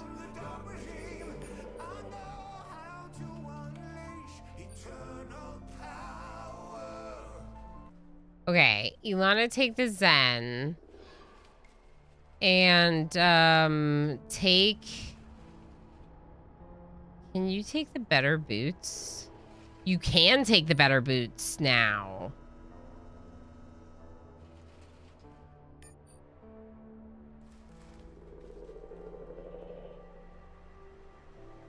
Jed, why can't you get better boots? Armor handling -2. We could give Jed 1 extra point for armor handling in the boots and give them a -1. Or... It's because of this.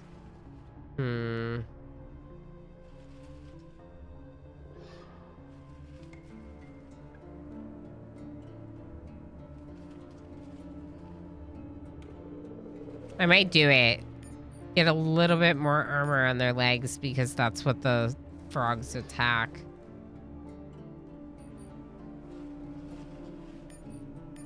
And Jed's the only one with not as good of a breather. So that could be something else you could try. Let's go ahead and just do a quick save. And we're going to try one more time. I still don't think we're going to win, but I still want to try. Stranger, the difficulty is not something I expect from any game, just straight up getting butchered on turn 1. Well, look at all these. Oh, you can't see. Let me show you. Look at their initiative compared to mine.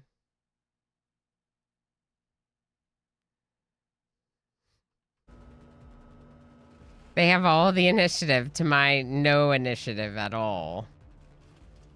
Right? Now, one thing I can technically do is I can use the flashbang before we go. I don't know that I want to do that, though. But I might want them to be a little bit spread out. Isn't there a penalty to using it now?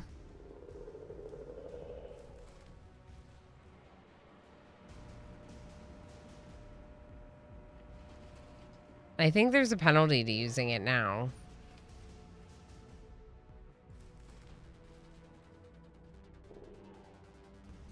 It doesn't say, though. I think we'll wait. And we'll just do this. Ilana's getting crippled by the first bullfrog already. Now another bullfrog is going for Jed. Crippled and knocked down. Oh my goodness. Oh my goodness, no! Jed, get up! Get up! Bleeding.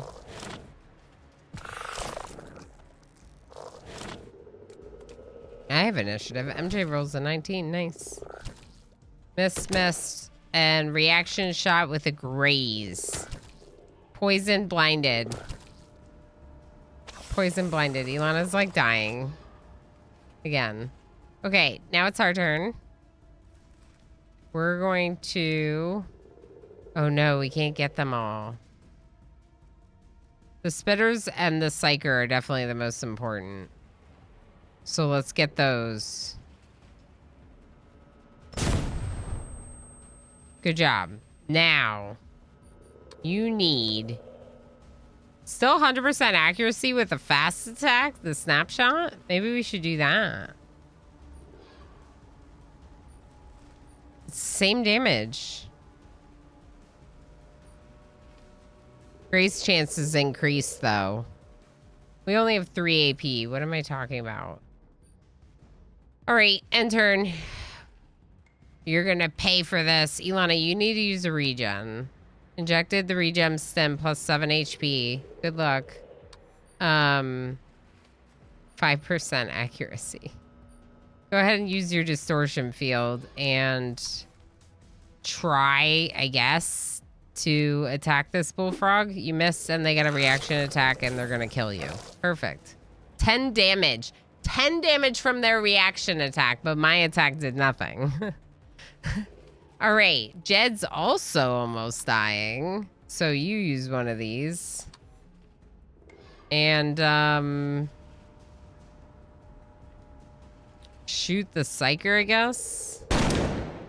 Damage resisted. They have a shield. They have a shield. There's no way we can win this. Yeah, we're gonna need like a couple flashbangs to flashbang like both psychers. Probably. Maybe even a 4th person to do this fight. I think you can get 4 people. Oh, actually, you might only be able to get 3. Based on the way the character menu looks like. What does the pulse grenade do? I forget because it's been a little while.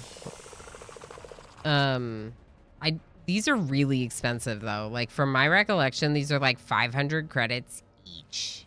10 to 8. So like if I spend 2 grenades on this fight, that's all my money replacing those 2 grenades, right? So it's not that we can't do it. It's just that it's really rough if we do it. But we can still do it.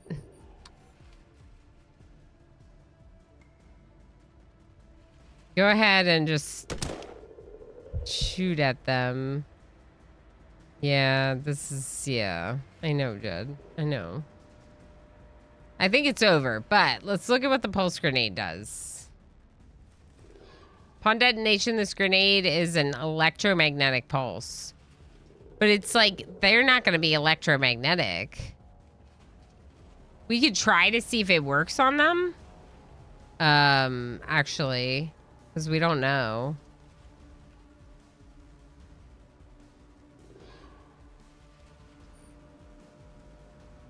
What is happening? Why can't I use it?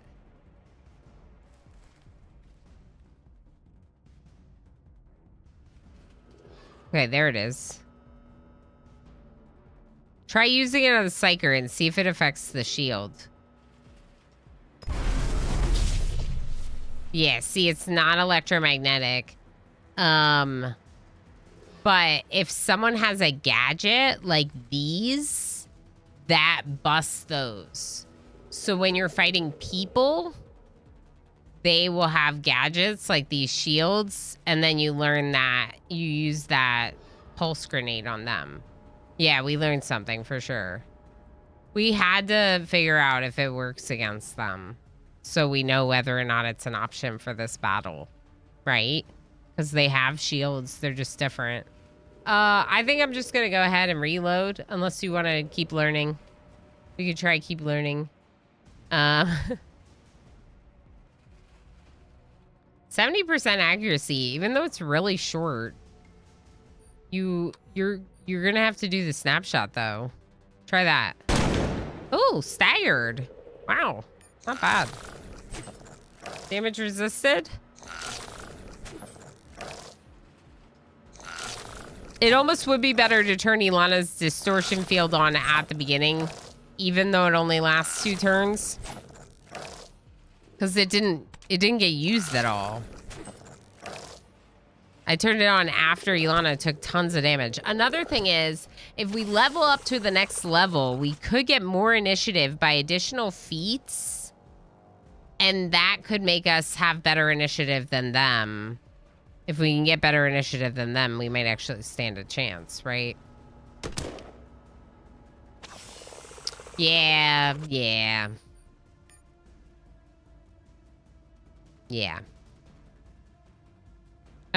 We'll just load up here. And we will change out this for this on Ilana, just because that's training token. Oh, right, the training token. Cool. We don't know where we can use that yet, though. Let's go ahead and go back to the Camp Reed and talk to them. Because they might want to know about Alpha Tower. We might have found the thing they need for the bioreactor. We might have. Feats of strength. That's right. I mean, we learned. We might be able to get, like, exactly, like, feats that... Yay! Dojel just subscribed for 15 months. Dojel, thank you so heck much for 15 months. Thank you for using your Prime Gaming sub here. You only have one of those and you chose to use it here, and I'm honored that you chose to do so. Thank you for all your heckin' support. Good to see you. Yeah, so feats are part of the leveling up process. You can get a feat, and it's like a trait, sort of. Adds things. We have one that adds, like, initiative. Ilana has a captain feat, which gives boosts to the people following in Ilana's party. So that one's pretty cool. Carlo gestures, inviting you to speak. I've got the bioreactor parts. Excellent. We'll be back in business. I forgot his voice. We'll be back in business in no time. Here's the algae from our reserves. Ooh, we can maybe give it to Boone. And a little extra for the job well done. He gives you a metal container with the algae and a gas mask. Gas mask! Is there anything else I can do? Short of helping us clear the way to the habitat, not much, smiles Carlos. What do you mean? Hydroponics is sitting between the pit and the habitat. Since only the first zone is habitable, we're locked in here and have no choice but to sell our algae to the pit. They know it and pay us a third of what we'd get for it in the habitat. Blackkeeper, thank you so heck much for the 10 stream watch streak. That's why I didn't restart the stream earlier. Blackkeeper, thank you for spending so much time here. I appreciate you very much. So they want to be able to basically sell to both, right? Sell to the pit, sell to the habitat. If the pit won't pay enough, then they'll sell to the habitat and not sell to the pit at all, right? Why can't you take your algae to the habitat? Can you open up a passage to the habitat then? Why can't you take it? We'd have to pay the keepers, and that'd reduce the profit to nothing. The keepers? Don't tell me you've never been to the habitat. Carlos looks at you quizzically, then shrugs and continues. They call themselves the Brothers Keepers. Made a name for themselves doing escort runs, then set up a shop in the factory. You don't have to pay them, but you won't last long on your own. The factory's teeming with raiders, and they're getting bolder by the minute. Even the keepers are struggling to keep them at bay. So basically, like, you won't be able to survive without the help of the keepers getting through the factory to go to the habitat. They can't pay the keepers to escort them and make enough profit off their algae. So the question is, can you open up a passage to the habitat then? Maybe through hydroponics. I'm afraid it's impossible. We need to decontaminate the red zone, but without the right proper gear, we can't even enter it. Yeah. Okay, good to know. Let's go to our inventory and get the new gas mask and put it on Jed. Yeah. Now, are our goggles better than these goggles? Probably. Resistance optical 40%. Resistance optical 40%. Reaction 5% on the scavenger goggles. That's great. We love reaction. 4% accuracy as well. I might take the goggles and then put on the hat instead. Like that. Doesn't that seem better? Seems better.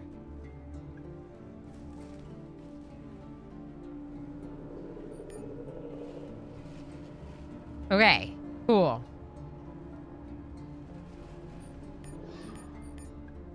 Okay, I think we're good right now. The only other thing we could do is swap this out so that way Evans doesn't have the armor handling penalty. Medical module. I wonder what implants Jed will take. We didn't even ask Jed because Jed already had the subdermal armor, which is pretty heckin' cool. So I wanted to give Ilana and Evans the first upgrades, implants. But if Jed is willing to take it, we could give Jed the motor cortex. Okay, I've been having problems with my ticker lately. Excuse me, what now? You have problems with your heart? So if you have a spare synthetic heart, I'd gladly take it. Won't say no to an exospine or motor cortex either, or a new eye, come to think of it. All right, so I have to leave a slot for the synthetic heart. There's slots left 3. I'm going to give Jed the motor cortex, and then we're going to leave. Loudly cursing, Jed stumbles out of the machine. Yeah. Return to Boone? Find the air purifier parts. Wait. I forgot the air purifier parts. I know where they are, too. I think. They're in here. Yep. Right there. You remove the air purifier parts and gain some electronics knowledge. Cool. Okay, so return to Zeke. Return to Boone. Confront Jonas. Travel to the habitat and deal with the scavs. Oosh, yeah. He's falling apart. So he doesn't need all those things, but he does have a problem with his heart, so he would take a heart upgrade. He has subdermal armor, and now he has a motor cortex, which gives additional dexterity. Ilana also has a motor cortex. Evans would take one, but we gave Evans the ocular implant, so just, you know, changing up who gets what. How's our ammo? It's okay right now. I think it's okay right now. All right, let's go ahead and... I wonder if we should go talk. Can we get over here? Yes, we can.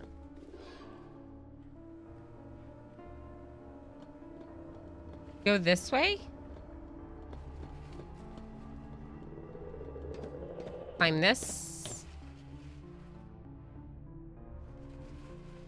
Climb this.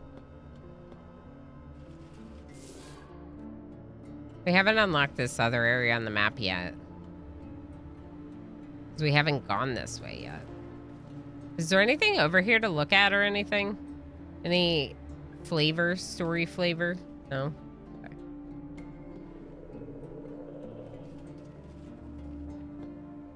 Thought there was like a plant or something you could observe. Okay, we'll go over here. We'll go in the front door. Private property, says the guard, raising his hand. No trespassing. Carlos sent me. Yay! Spencer 1564 just subscribed for 13 months. Spencer?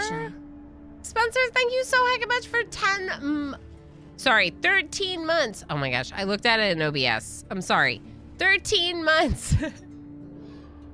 Spencer, thank you for all of your hacking support and my lucky number. I hope you're doing well. I hope all is good. We're having a good stream. Started out today in End Zone 2, and now we're doing some more colony ship, which is fun. It's a CRPG. There's a lot of story involved and also turn-based tactics. So it's fun and interesting and hard, as we'll see in a minute. Step right in, says the guard. The chief's been waiting for you. Morgan, a stocky man with a weathered face and shrewd eyes, is feeding 2 bullfrogs, throwing them chunks of odd-looking meat with delight. This big boy's name is Hunk, says Morgan, acknowledging your presence and throwing one of the frogs another chunk of meat. What meat? What meat are you throwing to these frogs? What meat is there to feed the frogs with? The frog's tongue darts out, catching the treat in midair. This here is Tonk. He nods at the other frog. He's a mean bastard and would take your hand off in a heartbeat if you aren't careful. I didn't know these frogs could be tamed. You ever tried taming them? Inquires Morgan, raising an eyebrow. Carlos wants you gone. Of course he does, smiles Morgan. Problem is, we don't want to leave. I think that's what they call irreconcilable differences. Is there a way to reconcile them? Sure is, nods Morgan. Carlos and I go partners, 50-50. We'll provide, whatchamacallit, operational security. Carlos won't go for it. Let's give him time, says Morgan, waving away your concerns. I'm sure he'll be more reasonable after the frogs eat a farmhand or 2. Last chance to leave, buddy. Streetwise success. Oh. You think you can take on 6 gunners and 10 frogs? Asked Morgan with genuine curiosity. Now that I'd like to see. Something about the way he says it tell you that he's lying. It sounds like he's lying. And if he's lying, it means he has a couple gunners and 3-4 frogs at best. I'd rather avoid bloodshed, attack, leave.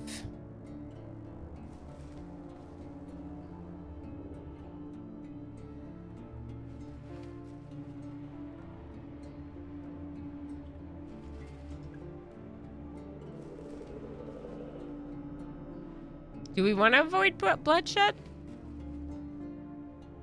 I don't think we can do this fight.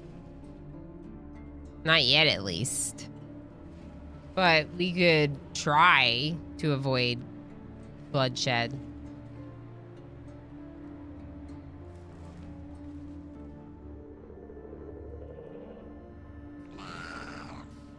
I'd rather avoid bloodshed. Morgan laughs, amused. I too would want to avoid bloodshed if I had no chance in hell of winning. Pijo says attack. We know where Pijo stands. We could. I think we'll lose. We have to. Do we have to avoid it? We don't have to. Combat reputation, harmless. Correct, Hyundai. Correct. This ain't my first time at the rodeo. Failure might be the last, winks Morgan.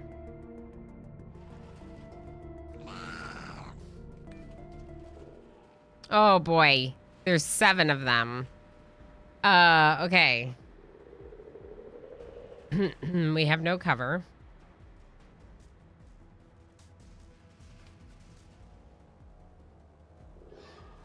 And they have all the initiative, once again. I don't think we can do this fight. I should have left. I should have left.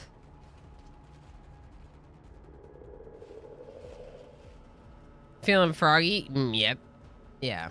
Yeah. We're gonna lose. I don't think we can even do this. We could try, like, flashbanging. Oh, you can't flashbang at the start. I think you have to do it, like, the first turn. Maybe you can turn on, like, fields like this. And that's basically it. Yeah. But see, Ilana still got crippled, even with the distortion field, it only reduces damage taken. It doesn't fully protect like the shield does. Oh, Jed's knocked down. You're only making me angry. No, they're beating you up. They're beating you up. Yeah, this is not going to be a good fight.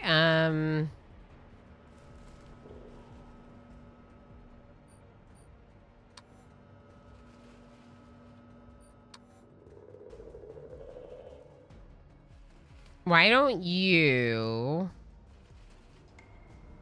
go here and then shoot at this frog? Yeah, see, those are good shots, but it's not going to be enough, you know?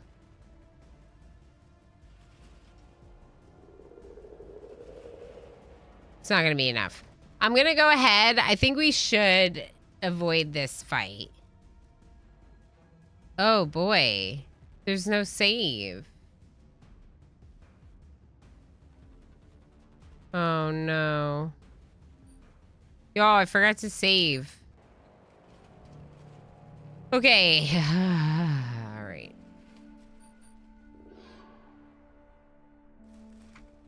Ugh. There's nothing between. It's the auto combat. Yeah. Okay. So that stinks because we went all the way back.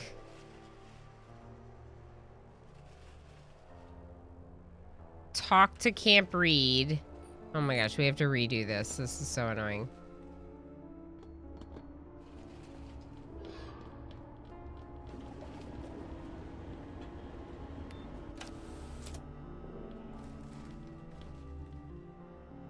Talk to this guy. I'm just gonna like click through it because it's really annoying that I have to do this again.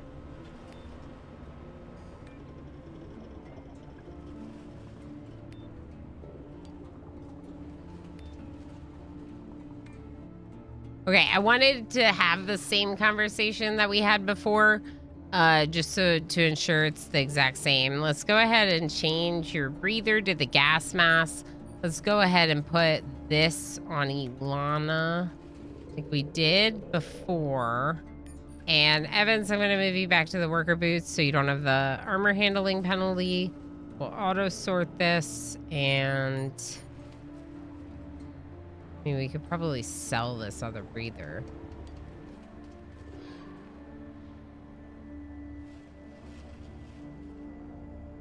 Is there anything else worth selling? No. Maybe these.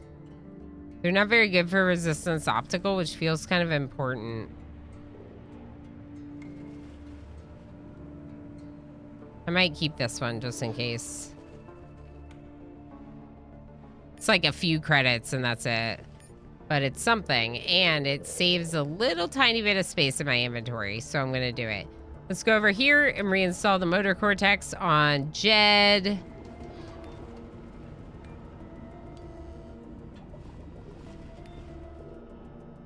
Was there anything else? And now go talked. Now, it's way faster the second time around. Yeah, because we can just, like, click through it. So now we should go down to this place and just talk through those. Talk through with those guys. Will this take us down to the bottom? Nice. Okay, come here. Come here. We're just going to click through it, and then we're going to leave. And not do the fight right now, and we'll do it another time. Carlos sent me, I didn't know these frogs can be tamed. Carlos wants you gone. Is there a way to reconcile them? Carlos won't go for it. Last chance to leave, buddy. I'd rather avoid bloodshed. Our combat reputation isn't good enough. So, I'm going to say it again because I said it the first time, and then I'm going to leave. And now we're going to do another save, and we're going to save over our hydroponics save because that was everything we wanted to do. Oh, I didn't find the purifier parts. All right, we got this. One last thing. Remember we came back for those? Because I had forgotten them. All right, now we're caught up on where we were before I forgot to save before a fight. Really annoying. I can't tell you how much I had to like replay through some things because I forgot to do that. Let's go ahead and talk to Boone and Zeke. Let's go to the pit. Wrap up a couple of these quests with these people.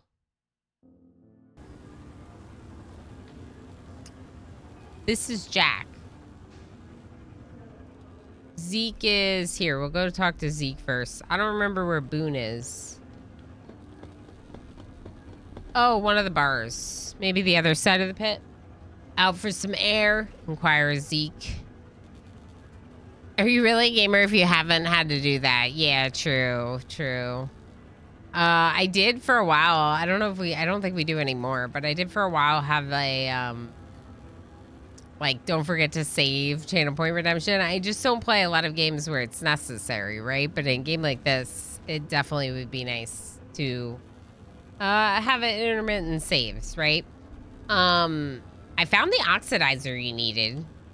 Clean air, here we come. Thanks a lot, friend. Your party gains experience. You think we're gonna make it to Proxima Centauri?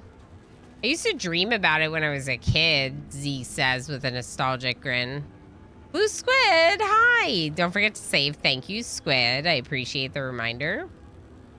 Played it in my head over and over. The announcement, the celebration, the landing, green fields as far as the eye could see. He sighs. How about we fix the damn generator first, then sit and ponder the mysteries of the universe?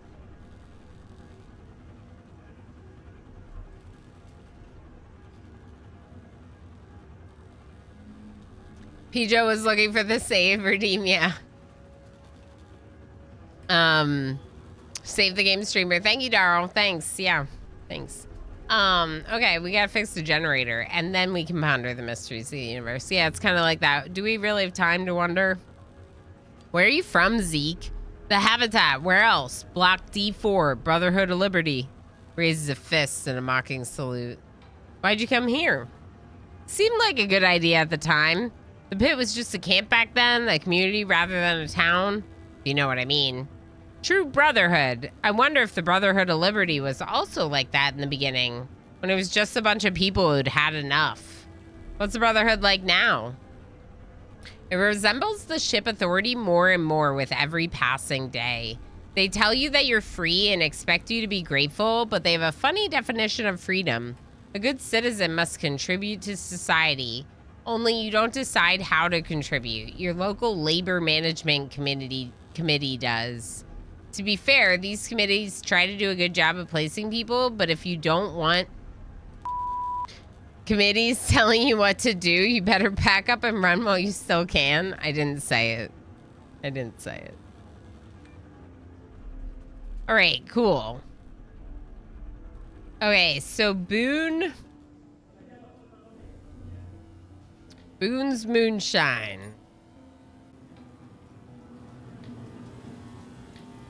We're walking around toting our guns everywhere. It feels a little sus. Welcome to Boone's Moonshine, says the bartender. What can I get ya? Here's your algae. Finally. Boone opens the case and inspects the merchandise. Beautiful. Now, about your payment. Would you rather take 1,000 credits or... He makes a dramatic pause. Would you rather take this? He shows you a small security token. We got experience, yay. What is it? An authorization token. I got it from one of the Habitat goons. He says it's worth a lot of money. Boone whispers as if he's worried that the Habitat agents might hear him. And what does it authorize? Are you blind? It says right here, basic combat training. It's like going to a 3-month boot camp on old Earth.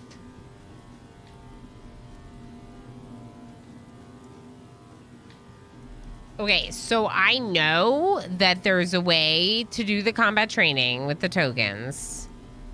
I had gotten to it. I found it in my other playthrough. My first playthrough, my first attempt. So it's not that we can't get it. It's just that 1,000 credits is a lot of credits.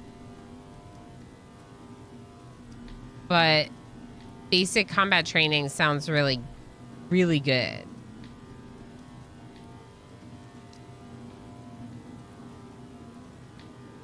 And it's not like we can just program training tokens or buy training tokens whenever we want.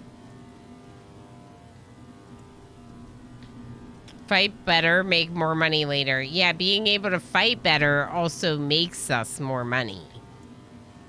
You know? Because it means we can get into different areas and loot better. Your thoughts exactly? Okay. All right. I'll take the token. Pleasure doing business with you, smiles Balloon. Looking very pleased indeed. I don't love that. Why are you so pleased?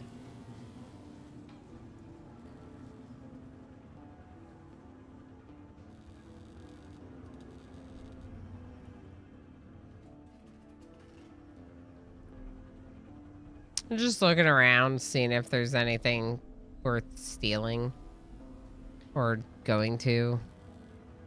There's like all these places. There's like a court here, a chief justice. Who's the chief justice? Can we talk to them?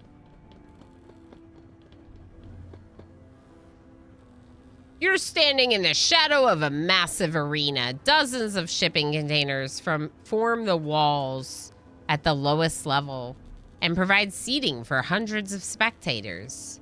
A gantry crane towers overhead, rigged with several powerful projectors to illuminate the space below.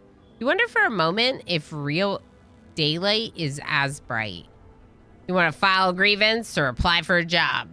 Speaker is wearing a gold-striped trench coat that marks him for a man of importance. What is this place?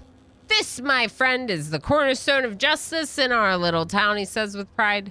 Welcome to the courthouse. I didn't think we had any laws around here. Of course we do, girl. We abide by the Constitution, and much more strictly than those fools in the habitat. Every accused man in the pit is guaranteed to have his day in court and confront his accuser, just like the Constitution says. If said accuser is unable to make an appearance, a judicial officer appointed by the court will take his place. What about the trial? If the defendant slays his accuser or the aforementioned officer, he's cleared of all charges and released. What now? If the defendant falls to the accuser, he is declared guilty. Posthumously, of course. That's what you call a trial? All contestants conform to the process of law, he says with a reassuring pat on your shoulder. And here is where our method is superior. It is immune to the corrupting influence of money. Try to find a system like that in the habitat. Ha! Trial by combat, correct. You mentioned a job? Why not just shoot the lawbreakers? Due process, my dear. Why, what sort of barbarians do you take us for? Of course, my bad. You mentioned a job. We're running low on legal representation for the prosecution. Aren't those the people that fight and maybe die? He admits with a sad shake of his hand, lost 3 officers last week in a string of challenging cases. Sure, I'll give it a try.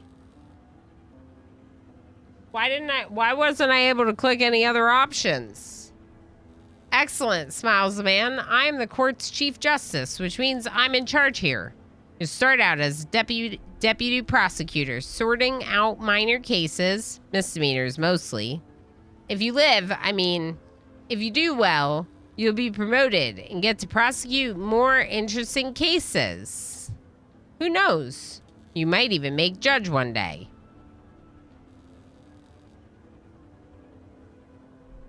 Ready for your first case. Deputy prosecutor? Back on Earth, you'd be a probationary deputy to district attorney. But seeing as there's no district here, and not any attorneys neither, deputy prosecutor will do. Okay. Ready for your first case? Give me a few hours. No.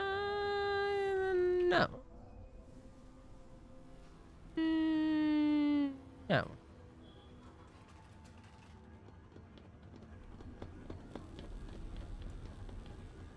The monitors are crowded with columns of stats and odds for upcoming trials, as well as post-trial evaluations, shooting efficiency and performance ranks for the prosecution and defense, and the list of payouts. Place your bets. Talk to the bookie. No bets until the next case goes to trial, the bookie says. His eyes are riveted to a 3-inch high holographic dancer spinning around a narrow vertical beam of light, which logic would suggest represents a pole. When will that be? The miniature dancer shrugs emphatically and tilts her head to one side, regarding you like a curious bird. Whenever they find another sucker to replace Bosworth, the man replies. Maybe you should give it a shot yourself instead of asking me a million questions. What happened to this Bosworth fella? Judge Ilana? Yeah. I don't know about that. The dancer jerks back dramatically and pantomimes being shot several times before tumbling over backwards and slowly falling still on the counter. The man nods at his little friend. Pretty much. His shield evaporated, dead battery right in the middle of a heated conversation. It's funny, as long as it doesn't happen to you. Wow.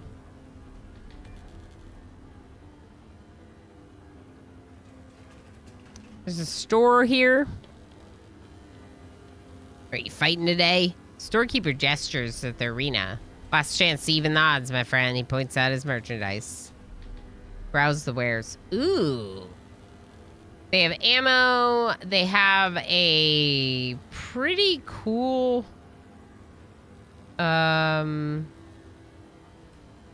melee weapon. Pretty strong melee weapon.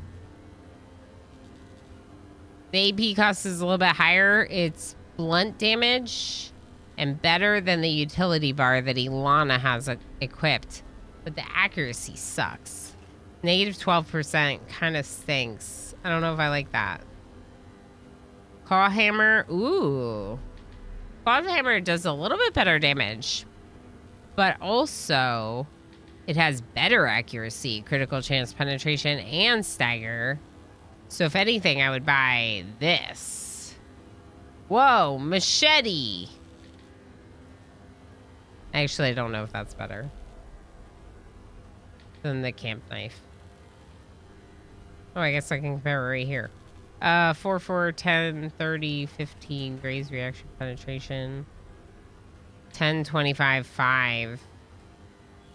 So no, it's not necessarily better. There's some differences. The AP cost is higher. Because there's additional damage.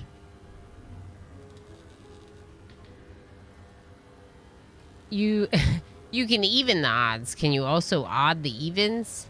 Yeah, all you gotta do is add 1. There we go. Jennifer's got it. Perfect. Perfect. Just add 1. Jennifer, how you doing? Good to see you. Thanks for being here. Thanks for lurking. Thanks for hanging out. These things seem great.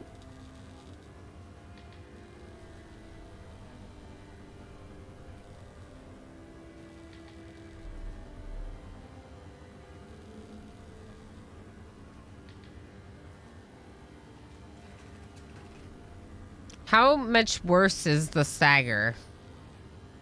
Oh, it's even better. Okay, we're definitely doing this. But do we want anything else? Because these are going to have armor handling penalties that we might not be able to put on anyone just yet. Yeah, we're going to need better armor handling to be able to do any of this. -6, -7. -3 isn't that bad.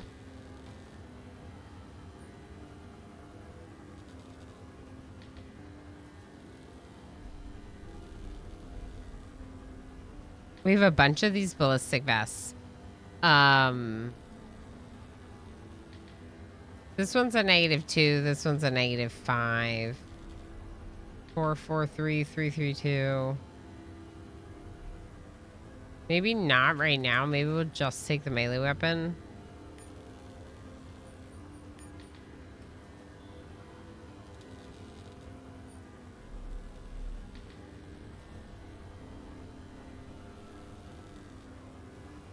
I don't know if it's really worth selling it, but I don't want to have so much extra stuff.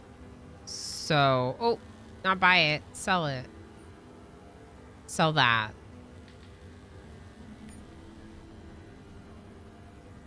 Okay. Court in session. Court is not in session. Is there anything else? I mean, there's people everywhere, right? There's store here, synthetic meat here. Oh, maybe it was synthetic meat. Welcome to Hit and Kill, says the storekeeper, giving you a quick appraising look. We carry high-end merchandise for the discerning customer like you, he adds with less certainty. Do you have anything special?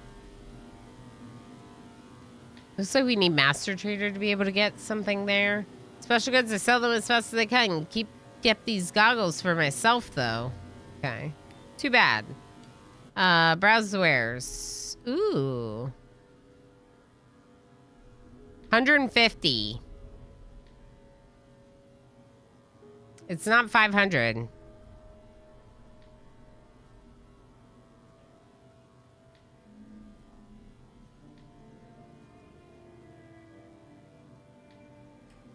This isn't a good Photoshop, but did someone say, Judge Ilana? It's in my Discord as well. Oh boy.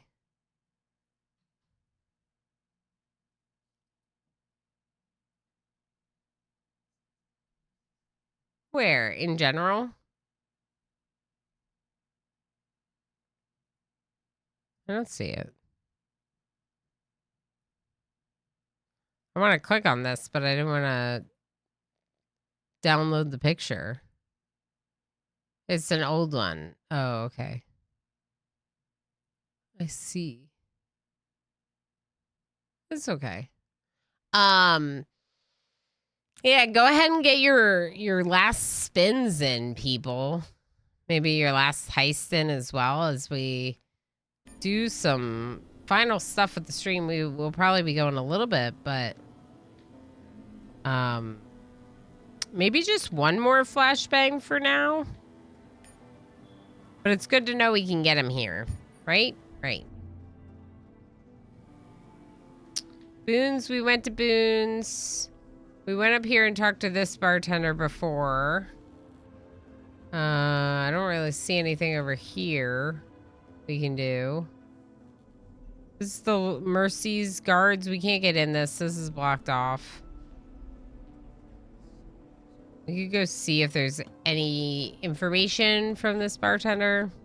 Any jobs. Gives you a quick nod and goes back to paying serving customers.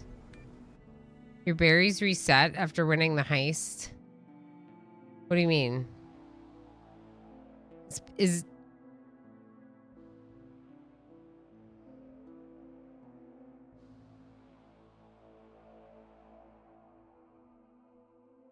this happen before? The people that spin while the heist is in progress. Do you remember what it was? Are those your total berries?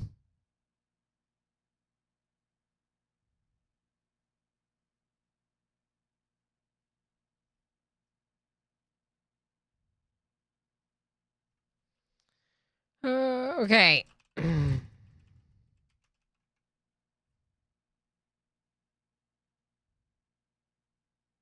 Do you know how much you had before the heist, Squid?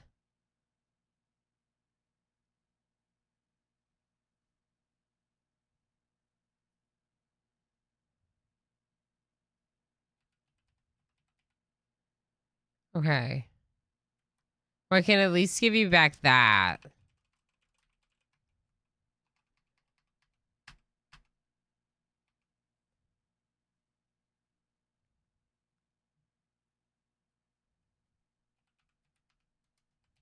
So Pandorific, what are you at now?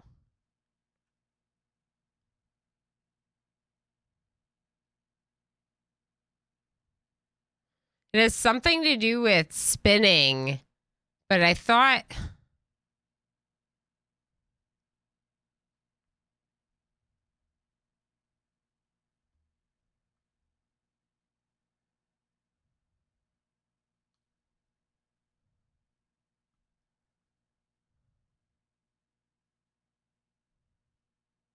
Pandorific's amount doesn't make sense. If Pandorific, if you won 604 million and it reset you to that number, then you should have another like 245 million on top of that with the spin.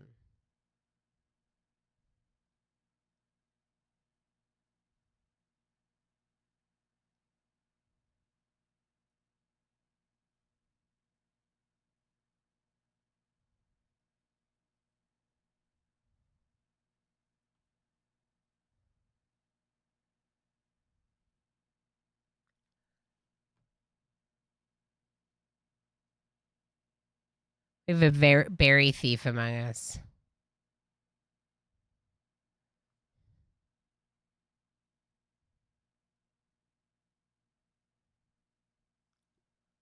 I don't know what to do because these games we've been running into some issues with them.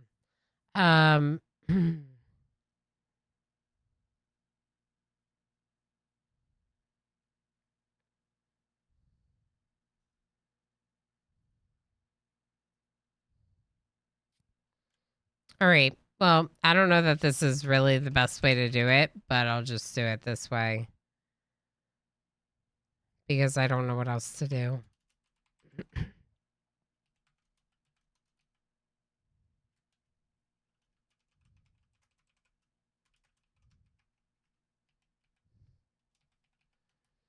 I don't think it's exactly accurate, but it gives the people from that heist their... It's all locally run on Firebot, correct? I could check like the validity of the Firebot directory files just to make sure everything's good with Firebot. I don't know. I don't know.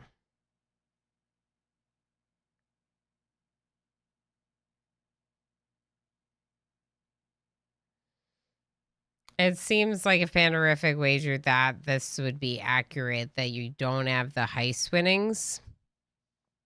But maybe it did take your entry amount, and that's why those amounts are the way they are. Yeah,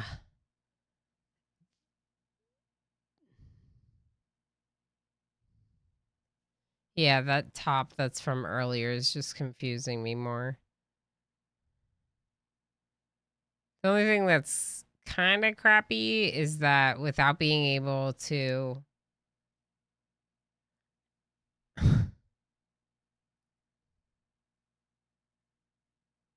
I'm probably just going to give it to you both. This. Let me show you. So Tumbleweed and Pandorific are like neck and neck now. And because I had to adjust Pandorific's amount, Pandorific's now in second. Yeah.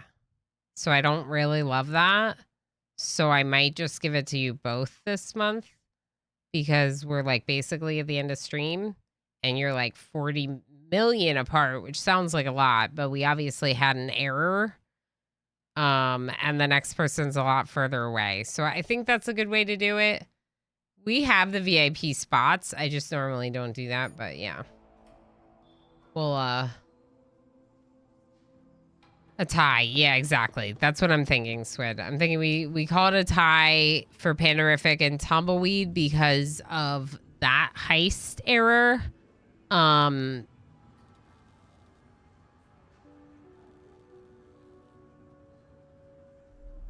To be fair, I plan on going hard on it next month anyway. I want that #1 spot. That's right. But yeah, I think I think we should just do that a tie for this month because of the error. And then I'll check Firebot. I'll check through the settings. I'll check through the heist settings. I'll see if there's anything I can do. MJ is hard to dethrone. Yeah. So you do get bonus berries from early bird.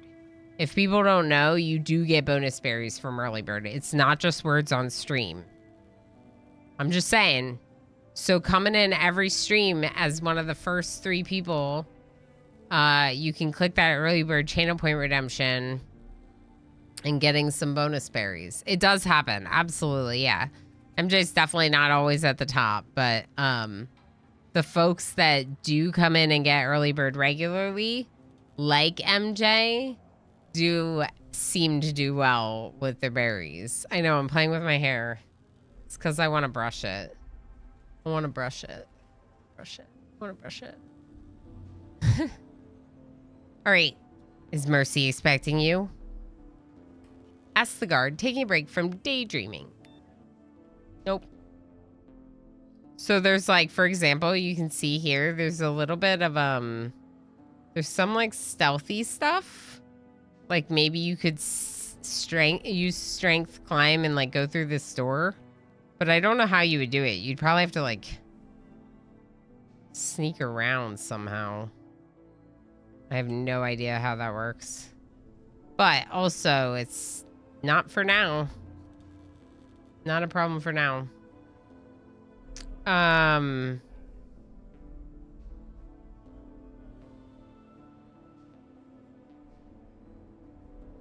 going to go to the factory. An abandoned industrial complex that once worked round the clock to produce tools for the ship and the future colony. Why squander your precious shekels? Interesting that that says shekels. On second-hand Earth machinery, when your captive workforce will have 300 years to manufacture everything you need. Wow. Do the kitties like brushies? We haven't brushed them yet. I didn't even realize that. Emo's doing some brushing. I actually brought this one. I brought this one to brush them because this side I think they might like, because it's not like, we have a one that does the undercoat on Ranger really well, but I don't think they'll like that one because it's like intense. So I'm thinking like this brush will work well for them. I'm gonna try it. I wonder if MJ won too many berries and it caused to throw an exception. They have a bit more than half the max for an unsigned integer. Doubling it might have broken things. Really? I don't know how that works. As a prisoner who previously had 43 quadrillion berries, it's probably not the answer. Yeah. It is an interesting theory for sure, but yeah, it's definitely been higher before. The integer 32 problem? Yeah. 24, something like that. It was some tens of quadrillions of berries that Squid got in the first month. Before the mutiny, a rail system suspended high in the factory's metal canopy would deliver citizens to dismal warehouses and distribution facilities where they spent their working days. Not surprisingly, that's where the revolt started, quickly spreading throughout the ship. The factories were looted and stripped for parts, the railway blown up to cut off the mission control from the habitat and prevent reinforcements from pouring in. Within a few decades, the factory had been mostly abandoned until growing trade between the pit and the habitat turned it into a new Silk Road. With the train overpass lying in ruins, slow-moving traders carrying valuable relics of the past looted in the wasteland quickly became the target of gunmen eager to relieve the traders from their cargo and lives. The traders responded by hiring armed escorts, which forced the gunmen to form gangs and fight both the mercenaries and rival gangs until only 2 gangs remained, the Black Hand and the Detroit City Gang. A mercenary outfit calling themselves... MJKJ XP just gave a tier 1 sub to Gamerplane. MJ, thank you so much for sending Gamerplane with that gift sub. Thank you for all the heckin' support, MJ. A mercenary outfit calling themselves the Brothers Keepers saw a great business opportunity and promptly moved their operations into the factory. There, the Keepers established what became known as the toll road, offering a safe passage to the habitat for an exorbitant fee. Kentucky Fried Frogs. Hello? Step right in. Don't be shy. The man turns on the burner underneath a grease-covered metal plate. If you're tired of chewing cardboard, try these delicious frog legs soaked in acetic acid and fried to perfection. What do they taste like? Like Earth, sister. It was their most iconic food, Kentucky Fried Frog. It's finger-licking good. Wasn't that fried chicken? Just because it tastes like chicken doesn't mean it's actually chicken. After sharing this bit of street wisdom, he places several chunks of odd-looking meat on a makeshift grill, promptly bastes it with sauce to mask the smell. Maybe later.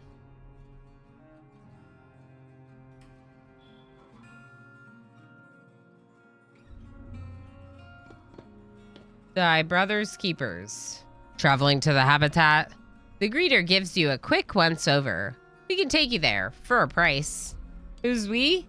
Thy Brother's Keepers, he says with pride, pointing at the faded insignia on his jacket. We'll keep you safe as a babe in her mother's arms. You won't even know you're traveling through the most dangerous zone in the entire ship. How do I know it's as dangerous as you say? Maybe I should take a look for myself. Oh, it's dangerous, all right, he says in a matter-of-fact way. A year ago, you could get by with a guide. Now it takes an armed escort to keep those thugs at bay. They even had the audacity to attack one of our forts a couple weeks ago. You built forts down there? Yeah, we did, nods the greeter. Without fortifications, we've been overrun a long time ago. The road goes over the roofs of the factories and warehouses, so we have the high ground. But that's not enough. I know folks think we charge a lot, but it costs a lot to keep the way safe. Why doesn't the habitat come clean up the factory, or how much? Let's ask how much. For a lone traveler or two? Too much, unless someone else is paying the way. Too much risk on our end to make a full run for a few grand. Maybe later leave. Wait, I didn't get to ask the other question. Oh, that's too bad. Okay, so this is the entirety of the factory, but I just want to show you all what it looks like underneath and around. You can actually kind of see some of the other levels.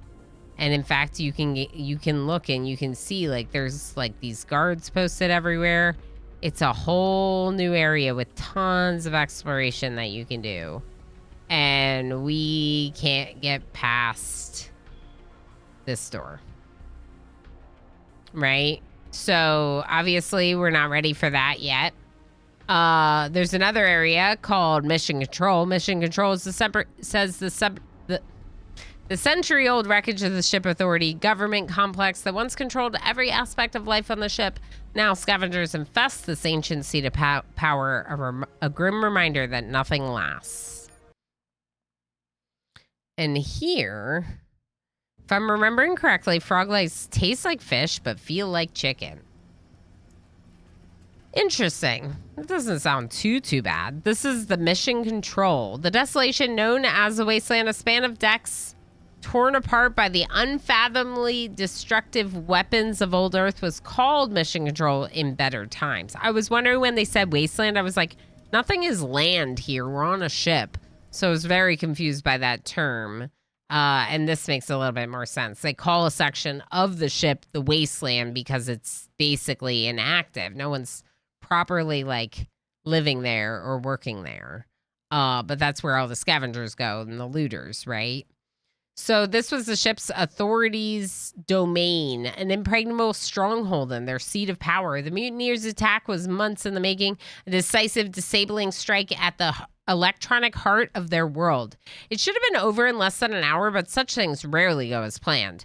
The ship authority was made of harder stuff than anticipated, and the first assault was driven back. In the following months of attack and counterattack, the mutineers' failure to quickly secure the complex cost them much in lost lives and spent firepower.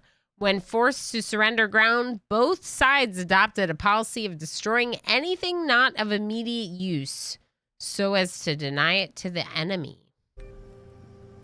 Decades later, deteriorating conditions at home began to drive explorers and treasure seekers farther and farther afield until a lucky group wandered into the fringes of that fabled battlefield. When the first news trickled back of decks littered with the technological marvels of old Earth, the scavengers swarmed like maggots devouring a carcass. Inside of a month, the first 2 decks were swept clean.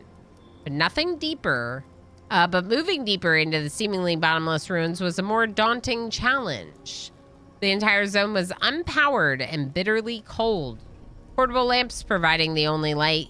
Fused doors and warped bulkheads made a maze of the original corridors, and descending to the lower levels, now accessible only through jagged holes in the decking. They're kind of like letting us know what to look for, but also giving us like the backstory on this section of the trip. Obviously, there's a lot of flavor text. There's a lot of backstory. That's kind of what this game is about, with the option to do those turn-based, not option, you kind of have to unless you're doing the pacifist run. The turn-based tactics, the fighting, it's a fun game. I've been really enjoying it. I'm really glad we started over like together, that I did it on stream, because it's getting me more into it. Belliner, hello. How's it going? How was stream? More Core Keeper? Heck yes. It seemed really cool what you were working on with friends. I hope you're still having a really good time. Raiders, if you don't know me, hi. I'm one of Belliner's teammates, a member of Halcyon Frequency, Ilana Orama.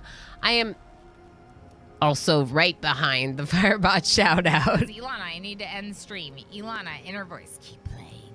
Keep playing. Obviously, Colony Ship as a CRPG, there's a lot of text to read, so I've moved my face in a different area than it normally is on screen. So we're dealing with that. But thank you so much for the raid. It's super fun. I'm so glad to hear it. Core Keeper I've played it once on stream with friends. Maybe not even on my stream. Maybe it was on someone else's stream, I think. I did really enjoy it. It seems like a really good time. It just also seems like a game that has a lot to it, and there's lots of games to play, you know? Yeah, you can do another heist.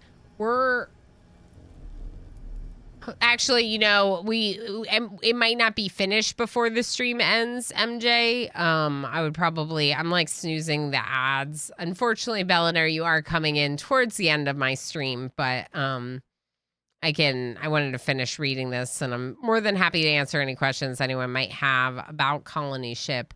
We can see if another teammate is live, just since Belliner just raided, and then we can kind of do like a co-raid out, maybe.